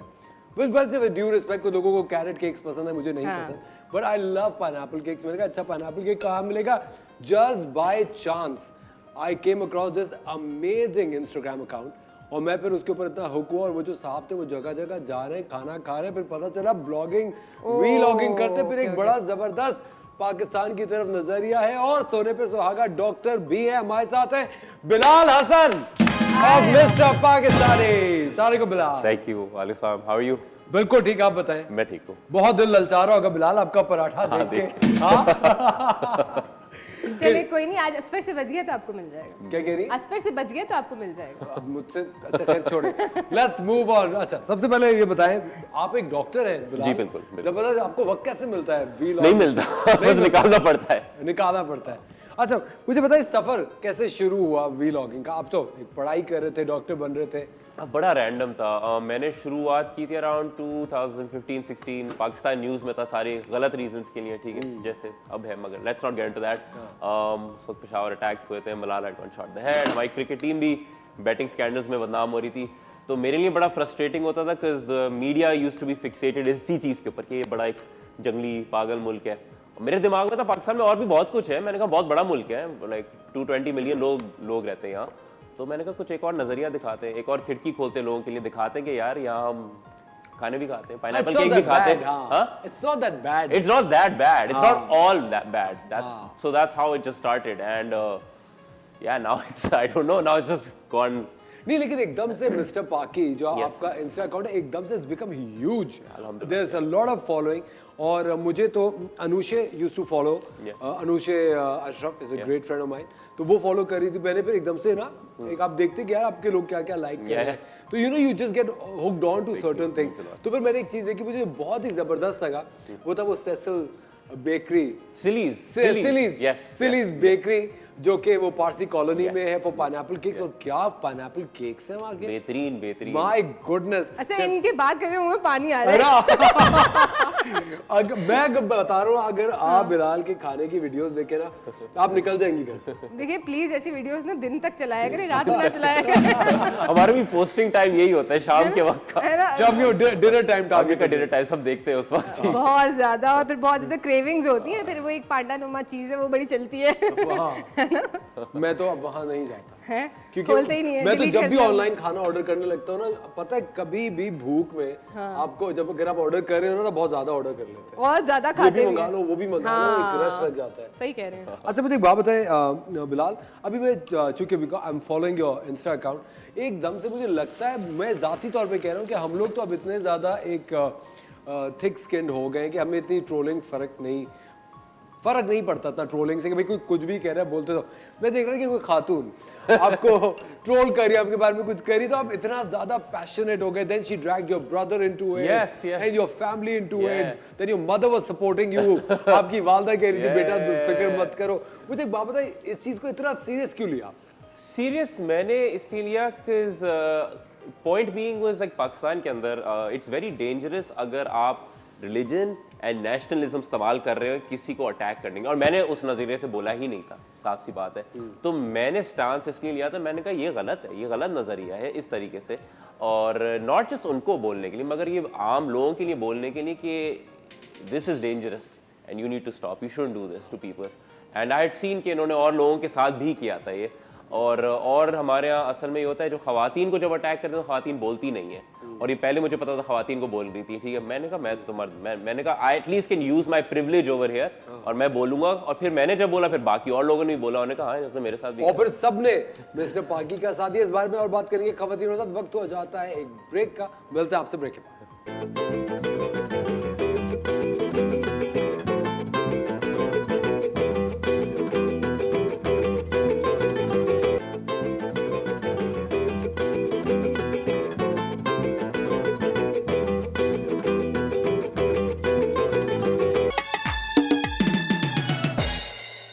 वेलकम बैक खवातीन और हज़रात, आप देख रहे हैं द मॉर्निंग स्टार। एक बार फिर आपको शो में खुशामदीद कहते हैं, और आलू के पराठे तैयार हो चुके हैं। जी शामुनी साहब। बिल्कुल, आलू के पराठे बिल्कुल तैयार हो गए हैं, और अब दिल चाह रहा है कि जल्दी से खा लूं, बहुत भूख लग रही है। शर्म आनी चाहिए आपको। ये क्या बात हुई? शर्म आनी चाहिए? खाना खाने में कोई शर्म होती है? आप बताएं, मुझे बताएं, खाना खाने में कोई शर्म है? आप तो व्लॉग्स बना रहे हैं इस चीज पे, बिल्कुल, उससे आप हाँ। पैसे कमा रहे हैं। जीरो शर्म, जीरो। जिससे की शर्म उसके फूटे करम। बिल्कुल। सुना आपने ये? बिल्कुल प्रेम सुना है। चोपड़ा का डायलॉग था। शामुनी साहब जल्दी से रेसिपी बताएं। अच्छा, रेसिपी बता देते जल्दी से। आपने क्या करना है, तकरीबन 500 ग्राम आलू बॉईल कर लेने हैं। उसके अंदर आपने शामिल करना है 1 चाय का चम्मच काली मिर्च, 1 चाय का चम्मच आधी चाय का चम्मच हल्दी, 1 चाय का चम्मच लाल मिर्च, 1 चाय का चम्मच कुटी हुई लाल मिर्चें, हरी मिर्चें 2 से 3 या जितना स्पाइसी आपको पसंद हो। साथ ही इसके अंदर शामिल करेंगे पिसा हुआ गरम मसाला 1 खाने का चम्मच, चाट मसाला 1 खाने का चम्मच, नींबू का रस 1 खाने का चम्मच। इन तमाम चीज़ों को आपने मिक्स करना है। साथ में कुछ हरा धनिया जो है वो उसके अंदर शामिल कर देना है, उसको मिक्स करना है। और इसके बाद आपने क्या करना है, आटा गूंद लेना है। तकरीबन 500 ग्राम मैदा ले लीजिए, उससे बड़ा अच्छा फ्लेवर आएगा। वरना फाइन आटा भी ले सकते हैं या होल व्हीट भी ले सकते हैं, ये आपकी अपनी चॉइस है। उसके अंदर आपने नमक हस्बे जायका शामिल करना है। 1 चम्मच घी की शामिल कर दीजिएगा। नीम गर्म पानी डाल के उसको गूंदना है और रेस्टिंग टाइम 30 मिनट छोड़ दें उसको। उसके बाद दोबारा से आपने उसके पेड़े बनाने हैं। जिस तरीके से आप फिल करना चाहें, आलू की फिलिंग को फिल कीजिए और आलू का पराठा बेल के घी के साथ फ्राई कर लीजिए। बहुत खस्ता और मज़ेदार पराठे बन जाएंगे। अच्छा, लाल चटनी के लिए मैंने क्या किया था, चंद जो है 10 से 12 ले लीजिए गोल मिर्चें। जितना स्पाइसी आप पसंद करते हैं उतनी गोल मिर्चें डाल लीजिए। इसके अंदर आप लहसुन का एक पूरा बंच ले लीजिए, उसको छील के डाल दीजिए। 1 चाय का चम्मच ज़ीरा, नमक हस्बे जायका, 2 नींबू का रस, और इन सबको ब्लेंड कर लें और मज़ेदार सी स्पाइसी वाली लाल चटनी आपकी तैयार है पराठों के साथ खाने के लिए। जबरदस्त। शेफ मुनीसा, बहुत बहुत शुक्रिया आपका, थैंक यू वेरी मच। हमारे साथ एक कॉलर है, कॉल सुन के जाइएगा। मिसेस आसिम की। हेलो जी, अस्सलाम वालेकुम मिसेस आसिम। वालेकुम अस्सलाम, क्या हाल है बेटा? बिल्कुल ठीक, कैसी हैं आप? अल्हम्दुलिल्लाह, ऑल गुड। अभी तक तो all good. All's well that ends well. Absolutely. So That is far, what so we are good. hoping for. Yeah, that is what we are hoping for as well. कि अल्हम्दुलिल्लाह, अल्लाह का शुक्र है, बाकी चीजें भी अल्लाह करे अच्छी रहे। बिल्कुल इंशाल्लाह। जबरदस्त। क्या कहेंगे आप? आज हमारे साथ मिस्टर पाकी बिलाल हसन मौजूद है। मिस्टर पाकी जो है माशाल्लाह, ये मेरे सबसे बड़े बड़े बच्चे हैं, ये आउट ऑफ 3 माशाल्लाह। बस he is an handful, full of energy माशाल्लाह। ये जो करें कम है, बस हमें यही होता है अब क्या होने वाला है, अब क्या होगा। और जब ये ट्रैवल कर रहा होता है, और आपको पता है हम लोग भी यही देख रहे होते हैं कि अब क्या होगा, है ना? अब नया क्या होगा। अब क्या, बल्कि तुम्हें पता है मेरी तो नमाजें इसकी वजह से पकी हुई हैं, क्योंकि ये मुझे हर वक्त इतना एज पे रखता है कि मैं बोलती हूँ अल्लाह खैर, अब ये क्या सुनने में आएगा मुझे और अब ये क्या करेगा। तो बस ये वाली बात है। माशाल्लाह, इज अ गुड किड, अल्हम्दुलिल्लाह। इसने कभी हमें डिसअपॉइंट नहीं किया, always you know did his best. बहुत अच्छा बच्चा है, कहना मानता है। लेकिन मुझे जो चीज अच्छी लग रही थी ना, मुझे ये अच्छी लग रही थी कि चूंकि आप इनकी वालदा हैं, आप इनको हर चीज में इतना सपोर्ट कर रही होती हैं। आपके कमेंट्स आ रहे होते हैं, बेटा well done, don't worry, you are a strong child and I have your back. मुझे लगता है पेरेंट्स को इसी तरह का होना चाहिए। हाँ, एब्सोल्युटली। मगर देखो सर, मेरे पास चॉइस भी तो नहीं है ना, क्या करूं, बस औलाद तो नहीं है, मैं क्या करूं। ये सही वाली माँ है। अच्छा, नहीं, मगर द थिंग इज कि really we are very proud. लेकिन सुने, मुझे एक बात बताइए, शेफ मुनीसा ये सवाल पूछना चाह रही थी, अब तो बच्चा पढ़ लिख गया, अब शादी कब कर रही हैं? अरे मत पूछो अकबर, ये तो मेरी बड़ी दुखती रग है। अल्लाह अकबर, ये तो ये मेरे साथ इसका रोज का झगड़ा है, इसका रोज का झगड़ा है। वो कहते हैं हर बात से आप शादी पे कहाँ आ जाती हैं। क्योंकि माओ का मेरे ख्याल से यही काम है, मैं आपको बता रहा हूँ, माओ का यही काम है, बेटे बस शादी कर दूं बेटे की। लेकिन अब आज ना लड़कियां आंटी आपको बहुत अप्रोच करने वाली है, मैं आपको बता दूं। अल्लाह करे, आमीन बेटा, आमीन। मैं तुम्हारे लिए खास मिठाई का डब्बा बिल्कुल सही, बेहतरीन। इसका तो ये कि मैं कभी आप तुम्हें पता है, मैं तो लड़कियों के पास ले जाती भी हूँ पैसे देके, मैं तुम्हें इतने दूंगी तो चलोगे, तो ये मेरे साथ ऐसे जाते पहले पूछता आप कितने देंगी। अब तो तुम्हें पता है रुपये के इतना हालात खराब हो गए, तो वो डॉलर और रियाल पे चला गया मामला। यार आपकी अम्मी कितनी अच्छी है। आज तो सारे पोल खुल गए भाई, सारे पोल। अच्छा, तो मिस्टर पाकी ये है। बट नहीं आए माशाल्लाह, बस तुम दुआ करो, बाकी जहाँ सारे काम हुए, बाकी काम इसके बहुत अच्छे, और आप सब आना है फिर इंशाल्लाह। जरूर इंशाल्लाह। बस हम दुआ करेंगे मिसेस पाकी जल्दी आ जाए। हाँ, मिसेस पाकी, आमीन, है ना, मिस्टर एंड मिसेस पाकी, है ना। लेकिन एक चीज जो मैं आपको एक बात का क्रेडिट देना चाहूंगा, आई थिंक कोई भी इंसान जिंदगी में कुछ भी कर रहा वो अपने वालिदैन की एक शबी होता है, और आपने इतनी जबरदस्त अपब्रिंगिंग की है इनकी। All credit goes to you. Allah मियां आपको जिंदगी दे। बहुत शुक्रिया कॉल करने के लिए, thank you so much, thank you very much, thank you. Chef Munisa, देखें यार वाकई ये कितनी अच्छी अम्मी कितनी है, है मुझे ना? बहुत अच्छी लगी। आपसे ज्यादा आपकी अम्मी की फैन हो गई मैं तो। वो स्टार है वाकई में। मुझे एक बात बताएं, कभी कभी मेरे ख्याल से ये जो वालिदैन का प्रेशर होता है, आई थिंक ये बहुत ही एक क्रूशल सब्जेक्ट है। बच्चा जरा सा भी अपने पैरों पे खड़ा नहीं होता, चूंकि you have a lifestyle Bilal. जब मैं देख रहा हूँ तो आपका एक पूरा लाइफस्टाइल चैनल है वो। ये इसके अंदर वालिदैन कभी कभी टांग नहीं अड़ाते, बेटा शादी कर लो। नहीं, बहुत वही तो मैं बोल रहा हूँ, मेरी अम्मी हम बात कर रहे हो सकते हैं आलू के पराठे अचार की, वो एकदम से शादी पे बात हो जाएगी। हमने कहा ये कहाँ से आ गई बात, हम तो पराठों की बातें कर रहे थे। तो हाँ ये होता है, बहुत होता है, आदत हो जाती है। ये दिल जले बैठे।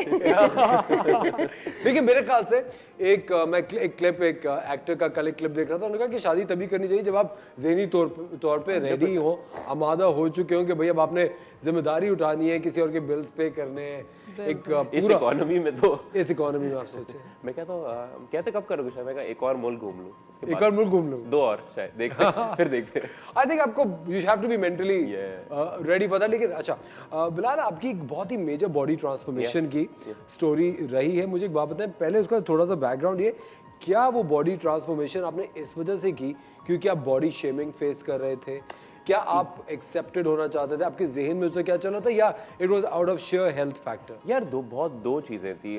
वन वाज कि obviously like I am doctor, so मेरे घर में मेरी दादी भी साथ में रहती है। दादी इज़ लाइक माशाल्लाह शी इज़ 91-92 की हैं। मेरे बहन भाई घर पे ही थे, तो मुझे और घर से बाहर मैं ही जाता था। आई वाज ओबीस, और मैंने कहा अगर मुझे कोविड हो गया तो मैंने कहा मैं तो सबसे बड़ा रिस्क फैक्टर हूँ, और साथ में पूरा घर जाएगा साथ में। तो एक तो मुझे उसका डर बहुत था कि Bilal you need to start to like you know fix this. And दूसरी बात, हाँ एक बॉडी शेमिंग बहुत होती थी, कि पाकिस्तान में अगर आप ओवरवेट हो तो वो आपको मानते ही नहीं है, आप कंसिडर नहीं होते। तो वो दिमाग में वो बड़ा होता था, the back of my mind. मैंने बस स्टार्ट किया था just to be healthy, like I mean healthy होने के लिए वॉक करने जाता था, थोड़ा थोड़ा वजन कम करें। मैंने वेट उठाना शुरू किया, मैंने कहा मैं तो सुपरमैन बनूंगा। ठीक है। तो बस then it just happened like that, one step led to another.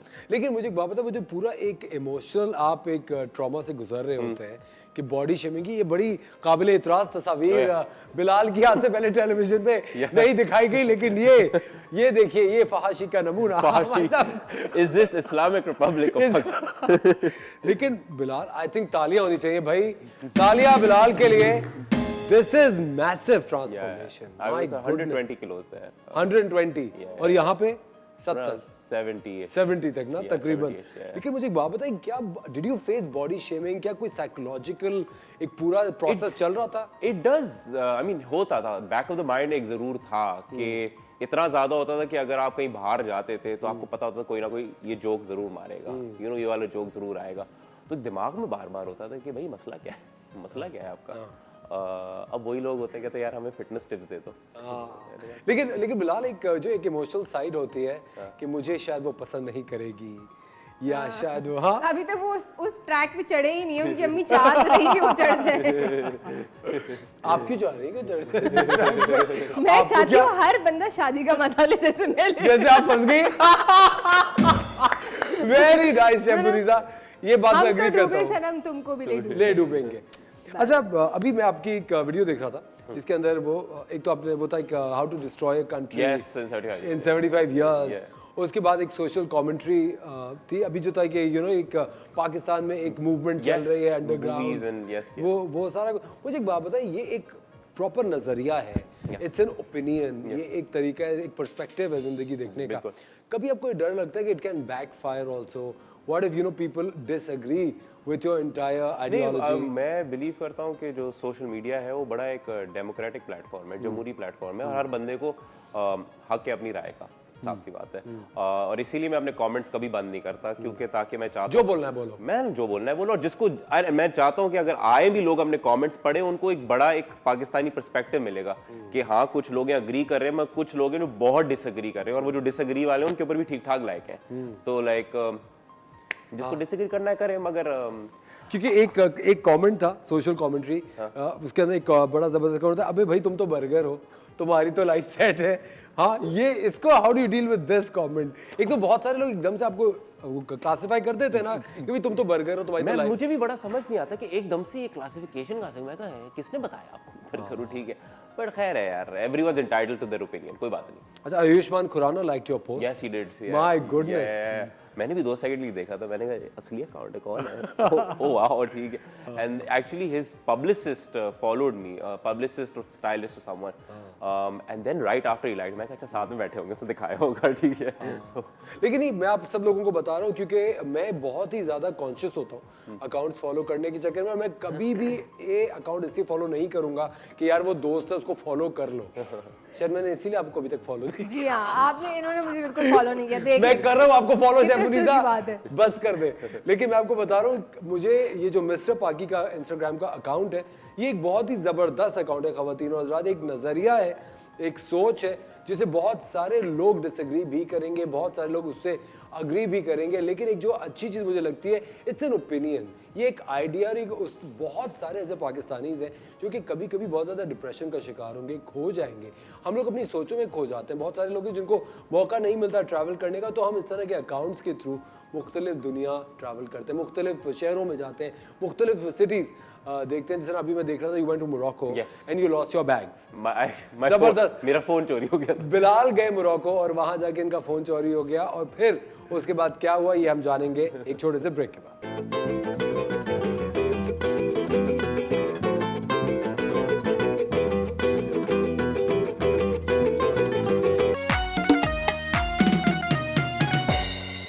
Welcome back ख़वातीन और हज़रात, आप देख रहे हैं द मॉर्निंग स्टार. एक बार फिर आपको शो में खुशामदीद कहते हैं. हमारे साथ है मिस्टर पाकी बिलाल हसन. बिल्कुल.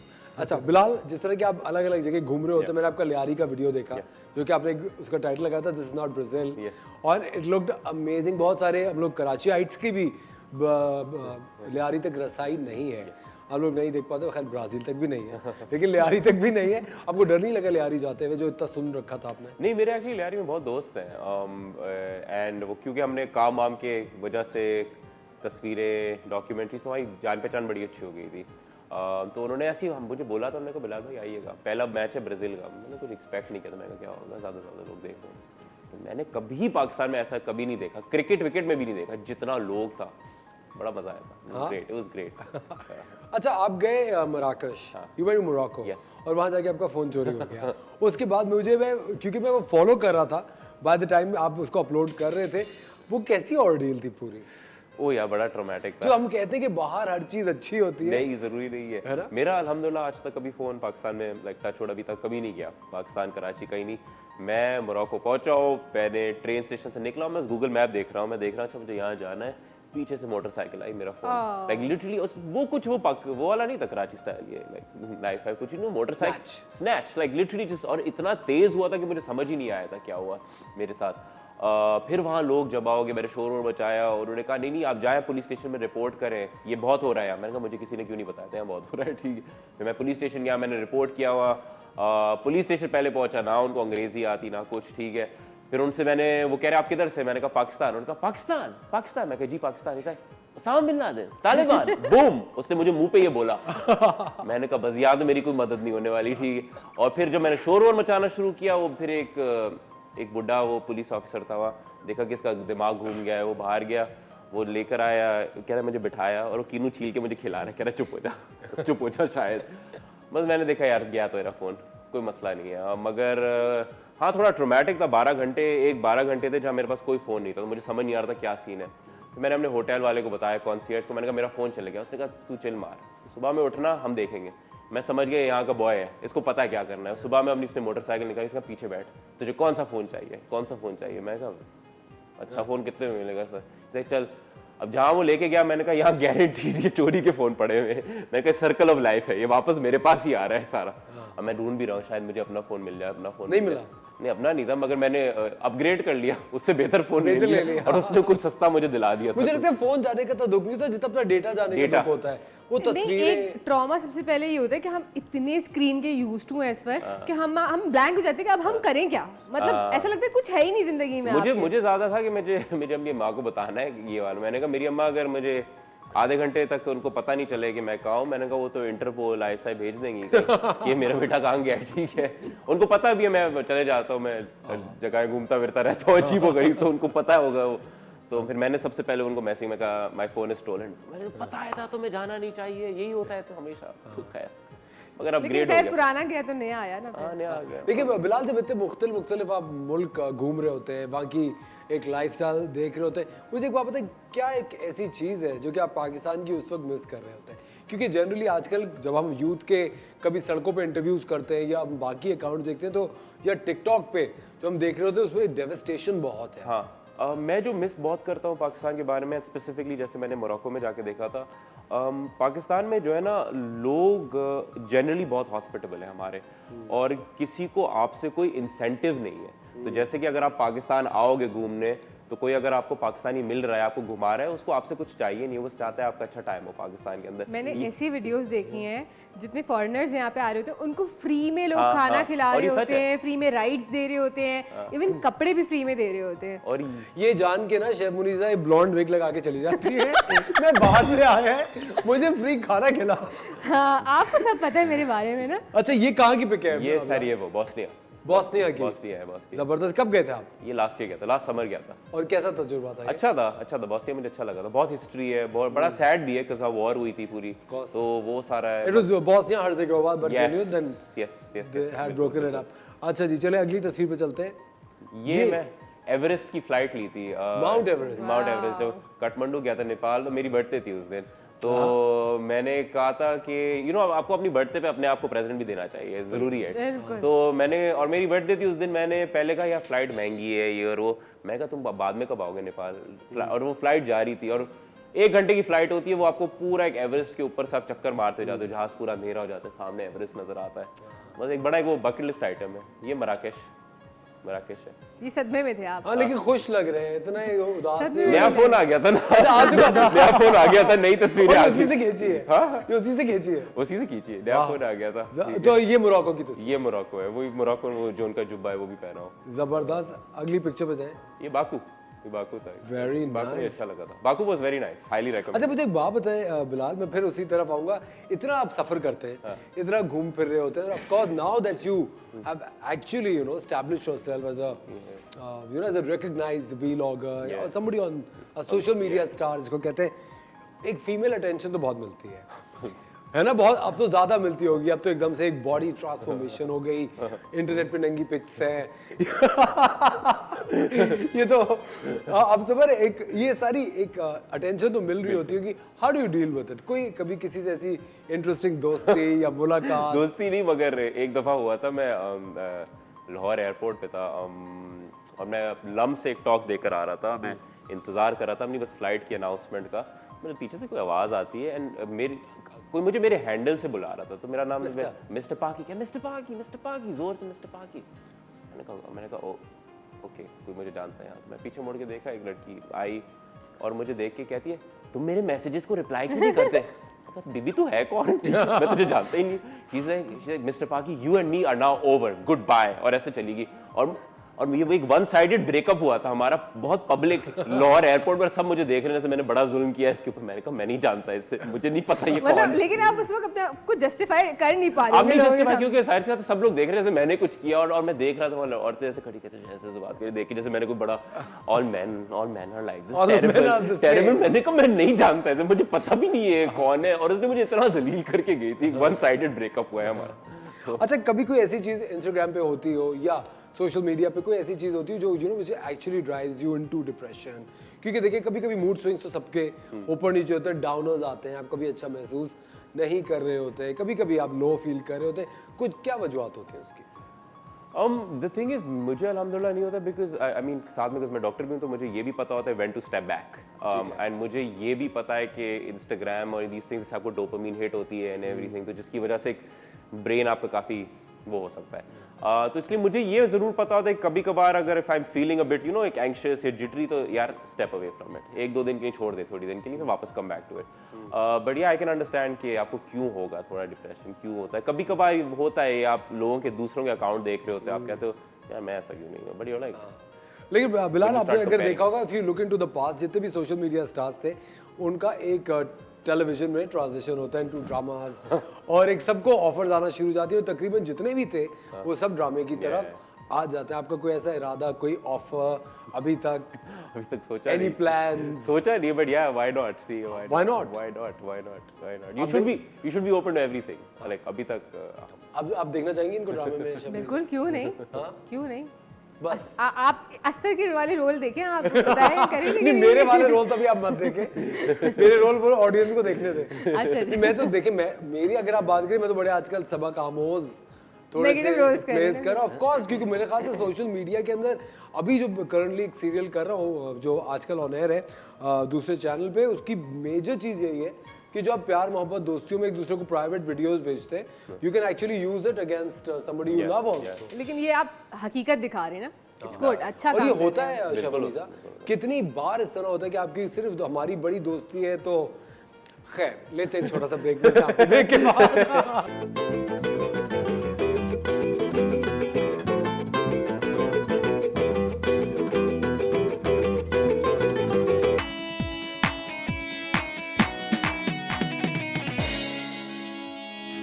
Welcome back ladies and gentleman, you are watching the Morning Star. एक बार फिर आपको शो में वेलकम कहते हैं। आज हम बात करें बिलाल हसन से, जो कि बहुत ही फेमसली जाने जाते हैं मिस्टर पाकी के नाम से। Why this name mister?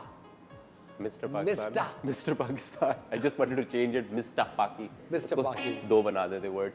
Because I feel like मेरा जो नाम है Bilal Hasan is a very common name. और दो आपने सरनेम्स ले लिए, उसको मिला दिया। मैंने कहा बिलाल हसन तो बहुत होंगे, we have to do something different. Now लोग मुझे इसी नाम से बुलाते हैं। इसी नाम Seriously? से इसी नाम से बुलाते हैं। और हम लोग ये बात कर रहे थे मिस्टर पाकी आगे। मिस्टर पाकी यार, वैसे मैंने कहा सही है, ठीक है। अच्छा बिलाल, आप डॉक्टर हैं और आप काम करते हैं इंडस हॉस्पिटल के इमरजेंसी यूनिट में। बिल्कुल। वहाँ की मुझे पता है वो तो एक बिल्कुल ही मुख्तलिफ चीज़ होती होगी। मुझे लगता है जो डॉक्टर्स होते हैं वो एक वक्त आता है बड़े पत्थर दिल हो जाते हैं। बिल्कुल हो जाते हैं। आप जैसे वही आप बोल रहे थे ना कि आपको सोशल मीडिया पे इफेक्ट नहीं करता है इमोशन। मैंने कहा यार नहीं, मैं तो इमरजेंसी में काम करता हूँ, तो इमोशंस आपके अनफॉर्चुनेटली ये होता है, just you learn to just कि ये मेरी जॉब है, मेरा काम है, एंड आप इमोशंस आने नहीं देते बीच में, बिकॉज आप कहते हो कि यार I need to work, I need to ये सारा। तो हाँ, लेकिन इमरजेंसी में तो एकदम से केसेस आ रहे होते हैं, बहुत ज़्यादा। आपको फौरन से कोई डिसीजंस लेने होते हैं। हमें हर किस्म का केसेस आते हैं, and you see so much, and especially because Indus hospital is like it's a great hospital, it's free and everything. So आपको बिल्कुल लाइक आपको डोमेस्टिक वायलेंस, आपको सुसाइड, आपको रोड ट्रैफिक एक्सीडेंट, कभी कभार आप सारे एक ही दिन में सब देख लेते हो। कई दफ़ा आप अपने लंच टाइम पे निकल रहे होगे, कोई रो रहा होगा कोने में, बहुत इट्स अ वेरी और खुदा न खासा कभी कोई कलामिटी हो जाए या कभी कोई टेररिज्म की वारदात हो जाए, बहुत सारे पेशेंट्स हो, I think it's crazy that way. It is very crazy, it is very crazy, but like for me now it's like, जैसे मुझसे लोग कई दफ़ा पूछते बिलाल आप अपनी डॉक्टर लाइफ के बारे में सोशल मीडिया पे क्यों नहीं पोस्ट करते? मैंने कहा वो एक सॉर्ट ऑफ एक पर्सनल लाइफ है, और वो एक बिल्कुल ही अलग दुनिया है, बिल्कुल ही अलग दुनिया। उसको खोलने के लिए अलग पेज बनाना पड़ेगा। Like, so yeah, that's what लेकिन ये कितनी ज़बरदस्त बात है कि आपने सारी अपनी ज़िंदगियों को अलग खानों में रखा हुआ है, और हर वक्त आप हर जगह पे अवेलेबल भी हैं, और एक बड़ी ज़बरदस्त ड्यूटी भी करें। ख़वातीन और हज़रात, ज़िंदगी बेहतर करना अपनी और लोगों की एक बहुत ही ज़बरदस्त चीज़ है, और एक चीज़ जो कि मैं आज आप लोगों को बताना चाहता हूँ और सिखाना भी चाहता हूँ कि सदका जारिया आप लोग किस तरह से कर सकते हैं एक दरख्त लगा के। एक बहुत ही इंटरेस्टिंग चीज़ है जो कि मैं आप सबको समझाना चाहता हूँ। दुनिया में आपको पता है बहुत सारे लोग जो हैं वो दरख्त लगाते हैं, प्लांट करते हैं जगह जगह पे। हर कंट्री के अंदर तकरीबन 422 दरख्त एक आदमी के हिस्से में आते हैं। अगर पूरी दुनिया के दरख्तों को काउंट किया जाए, world has 422 trees for every person, यानी हर आदमी को ज़िम्मे अगर कोई दरख्त आया जाए कि उसने जो लगाया है तो वो 422 होंगे। पाकिस्तान में अगर हम इस रेशो को डिवाइड कर दें तो पाकिस्तान में हर आदमी के हिस्से में सिर्फ 5 दरख्त आते हैं। हमें ये जो नंबर है 5 का, इसको हमें कम से कम 500 करना चाहिए, क्योंकि आपको पता है जब आप दरख्त लगाते हैं तो आप अपने हैबिटेट के लिए, अपनी एनवायरनमेंट के लिए एक बहुत बड़ा काम कर रहे होते हैं। दरख्त छाँव के साथ साथ आपको पता है चरिंद परिंद के घोंसले, ऑक्सीजन, एक पूरा इकोसिस्टम मैनेज कर रहे होते हैं। अगर आप देखें कनाडा में 10,163 उर्दू की गिनती आती है आपको? नहीं। 163 को उर्दू में क्या कहते हैं, जल्दी बताएं। 163 शेफ मुनीसा। 10,163, 4,964, 3,222। अब सोचिए ये चीज़ें लोग इतनी ज़्यादा समझ सकते हैं। और अगर हम कभी किसी को कहते हैं कि दरख्त क्यों नहीं लगाते तो वो कहते हैं गैस नहीं आ रही, बिजली नहीं आ रही। इस बात का दरख्त लगाने से कोई ताल्लुक नहीं है, ये एक सदका जारिया है। आपको पता है जितने भी प्लांट्स हैं दे आर लिविंग बीइंग्स। अगर आप इनका ख्याल रखते हैं, आप प्लांटेशन करते हैं, तो ये आपको दुआ देते हैं और आप अपनी इन्वायरमेंट के लिए एक बहुत ही बेहतर काम करें। कराची, लाहौर, इस्लामाबाद में आप सुखचंद के, आप गुलमोहर के, अमलतास के, नीम के दरख्त लगा सकते हैं। जैसे ही नीम का दरख्त या अमलतास थोड़ा सा बड़ा होता है, उसको इतने पानी की भी नहीं ज़रूरत होती, वो अपनी तरफ से बड़ा होता है, इन्वायरमेंट में बहुत ज़्यादा काम आता है। और आपको पता है इन अमलतास के, नीम के, गुलमोहर के, इनके पत्तों की कितनी बेनिफिट्स होते हैं। अगर आप आयुर्वेदा में चले जाते हैं तो आज सब हम अहद करते हैं कि हम लोग कहीं ना कहीं कोई भी जगह अपने घर में पॉइंट आउट करेंगे, अपनी गली में पॉइंट आउट करेंगे और वहाँ पे एक दरख्त लगाएंगे। और अगर आप अपने मोहल्ले में, अपने इर्द गिर्द में, अपने नेबरहुड में कहीं देखते हैं कोई दरख्त या कोई प्लांट इग्नोर हो रहा है, उसकी केयर नहीं हो रही, तो आप उस प्लांट को आज रेस्क्यू करेंगे। अगर आप आते जाते सिर्फ एक पानी की बोतल आदि भर के डाल देंगे तो कोई हार्म नहीं होगा। You are actually doing a favour to the environment. इस नोट के साथ आप लोगों से अलविदा लेते हैं। बहुत बहुत शुक्रिया Bilal, thank you so much for sharing your story with us. बहुत मजा है आपके साथ। अगली बार आप कहीं जा रहे हो ना खाना खाने, आपको पता है 2 लोग आपके साथ हैं, ठीक है? आप फौरन कॉल करिए, हम तो फौरन पहुंचेंगे, शायद पहले ही पहुंच जाए। शेफ मुनीसा तो पहले ही पहुंच जाती है वैसे। Chef Munisa thank you very much, बहुत बहुत शुक्रिया। खवातीन और आज़ाद आपका बहुत बहुत शुक्रिया द मॉर्निंग स्टार देखने के लिए। कल सुबह इंशाल्लाह फिर आपके साथ होंगे एक शानदार से शो के साथ। आपको छोड़े जा रहे हैं आलू के पराठे की रेसिपी कार्ड के साथ, जरूर ट्राई कीजिएगा, बहुत लजीज बना है। कल सुबह फिर मिलेंगे। टेक केयर ऑफ योरसेल्व्स, खुदा हाफिज़।